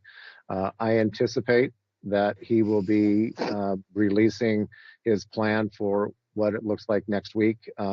As I think everybody knows, the current set of restrictions go through Monday, and he generally a week out advances or indicates what the next steps are. And I would anticipate that this afternoon he will be releasing that. So you may want to tune into that press conference. Thank you.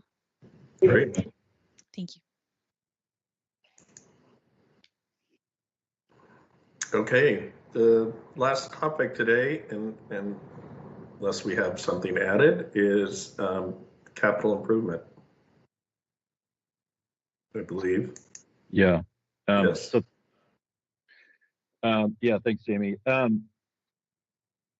Just a couple of comments. So one of the things council hears a lot about, both from staff during the year and from constituents, our capital projects, good, bad, and indifferent. So I just want to point out that we have a list, of course. We have a 6-year capital improvement plan that all departments participate in. They have their respective stuff in. And then we have what's in front of you is the 21. So you develop a 6-year plan, but you adopt and fund, the current year. So just a couple items on this.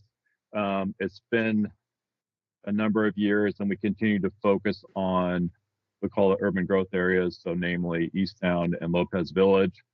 That's where the planning for growth really takes root. So have been hard at work in creating the infrastructure necessary to support existing and planned growth. So those are road projects, a lot of storm projects. We were fortunate to get quite a bit of ecology money to fund stormwater improvements in Lopez and East Sound. So the capital budget is focused on those areas, and then we have some larger projects on the public works side, like the Baylor Hill Road project that Colin will be making a presentation on to you later during his departmental update, and some decisions regarding that. But the takeaway is that we're focused on improving those areas. So a lot of drainage, and then projects. Of course, we've talked a lot about the Prune Alley Street project in East Sound, and that's we're well into the planning on that, and that project's moving forward. So when you look at the capital budget, this is all the stuff we're going to do. So the other thing I'll point out here is we were just talking about facilities. There's money in the budget for the single point central public access counter in the courthouse. There's money for that. There's money to reside the admin building before all of the siding falls off, simply due to gravity. And then we have solar installation. This is solar for the new Beaverton Valley Public Works shop. There is a separate solar assessment plan that the county had done maybe a year and a half ago, and so we had Rain Shadow look at all of our respective buildings and give us some ideas on how we might add solar to each of those facilities, and we've used that kind of as a roadmap for adding solar over time to different county facilities that we want to keep. So we're trying to get into some alternative energy through our capital plan. So those are just a couple of takeaways from quite a few projects that are listed here. So Mike, I don't know if Cindy and Christine have got a copy of this, but if you could email them maybe a copy, because it's one of those things that we keep referring back to. And yes, anyway, that'd be good. I'll be sending you some materials that I presented to you today, including this. So every year we adopt the budget and we adopt the capital budget, and this is one of the exhibits to that. So I can certainly provide that. It's kind of hard to read all the lines, but really the takeaway is our continued investment into the UGAs, which I think is appropriate. And then you'll also find our stormwater and our environmental services division. They have their restoration projects in here. So if the county's doing a capital project, it'll be on this list, kind of by department or function. Okay.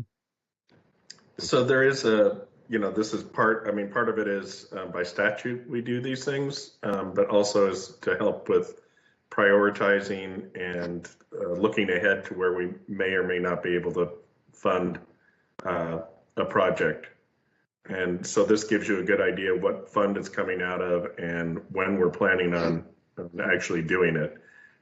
Some projects do get set back because maybe we're trying to cobble together 2 or 3 different funding sources to get the amount needed. And once in a while, one will jump because, like possibly in a year like this year, the legislature is looking for a project that's ready to go, and we just happen to have something that fits the bill. Yeah, and on the funding side, a lot of these projects will have multi-sources, so it'll have maybe a REIT dollars, it'll be grant dollars, it could be LTAC or public facilities funding. So sometimes we've developed the project, but we're waiting for to kind of finish the funding picture. Sometimes we get in a panic because we'll get a grant and then we have a relatively short period of time to spend that, but we've actually been pretty fortunate on the grant side, and we always try to get grants. In other words, we like to spend other people's money than our own, so that's always the always the staff approach when we're doing projects. So I'll send this to you so you can look at it in detail and let me know if you have any questions. But that's kind of our approach. Or I guess our approach really hasn't changed. So anyway, Jamie, anything else on capital? No, I don't think so, unless, I mean, if Cindy or Christine have questions or comments. I do not yet. Okay. I need to look at it a little more. I see the Prune Alley stormwater part seems to be separate from the regular Prune Alley or from the rest of the Prune Alley project. So Yeah, there's the road, and then the Prune Alley stormwater is grant based, and we got that a number of years ago. So it's kind of started as they go in concert, but they're different funding sources. The old Prune Alley project. It's been around a few years. We'll talk about it again, I'm sure. Yeah, we've only got one opinion. Let's get it done, and let's get it done. And my third opinion on it is let's get it done. And never talk about it again. And never talk about it again. And I want to be the first one to walk on the sidewalk instead of between cars. Oh, that's fair. A lot of discussion. Yeah. Okay. Okay. So that pretty much brings us to the end of the agenda. Is there something else that you'd like covered? Those were all the things that Mike and I could think of. And I've taken notes on some of the things that have been mentioned as we've gone along that can be put on agendas. So I'm just, is there anything you would like information on or talk about now that hasn't been covered? I had a quick thing that I wanted to put a bug in Christine's ear about, since you're going to be doing the ferry end of things. I attended a meeting late in December, I think it was. It was the presentation of a study that had been done regionally on the idea of passenger-only ferries and evaluating the different routes for feasibility and viability. And that study, I'll send you, or maybe I'll send Mike the email that has the link in it to the results of that study. And that the Friday Harbor to Bellingham route came up as, I think, the second most interesting route to that group. So Cindy, is that study effort concluded? It is. They presented the conclusions again in mid-December, I believe it was. Yeah. Great. And I think there was a study looking at the privatization of route to Victoria.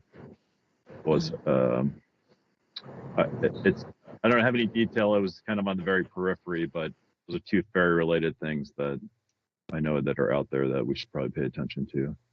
Right. That one, the last thing I heard about the privatization of the route to Victoria was that the Washington State Ferries had decided that that particular route actually pays for itself, and so and maybe even generates a little bit of revenue. So they wanted to keep that within the state's purview.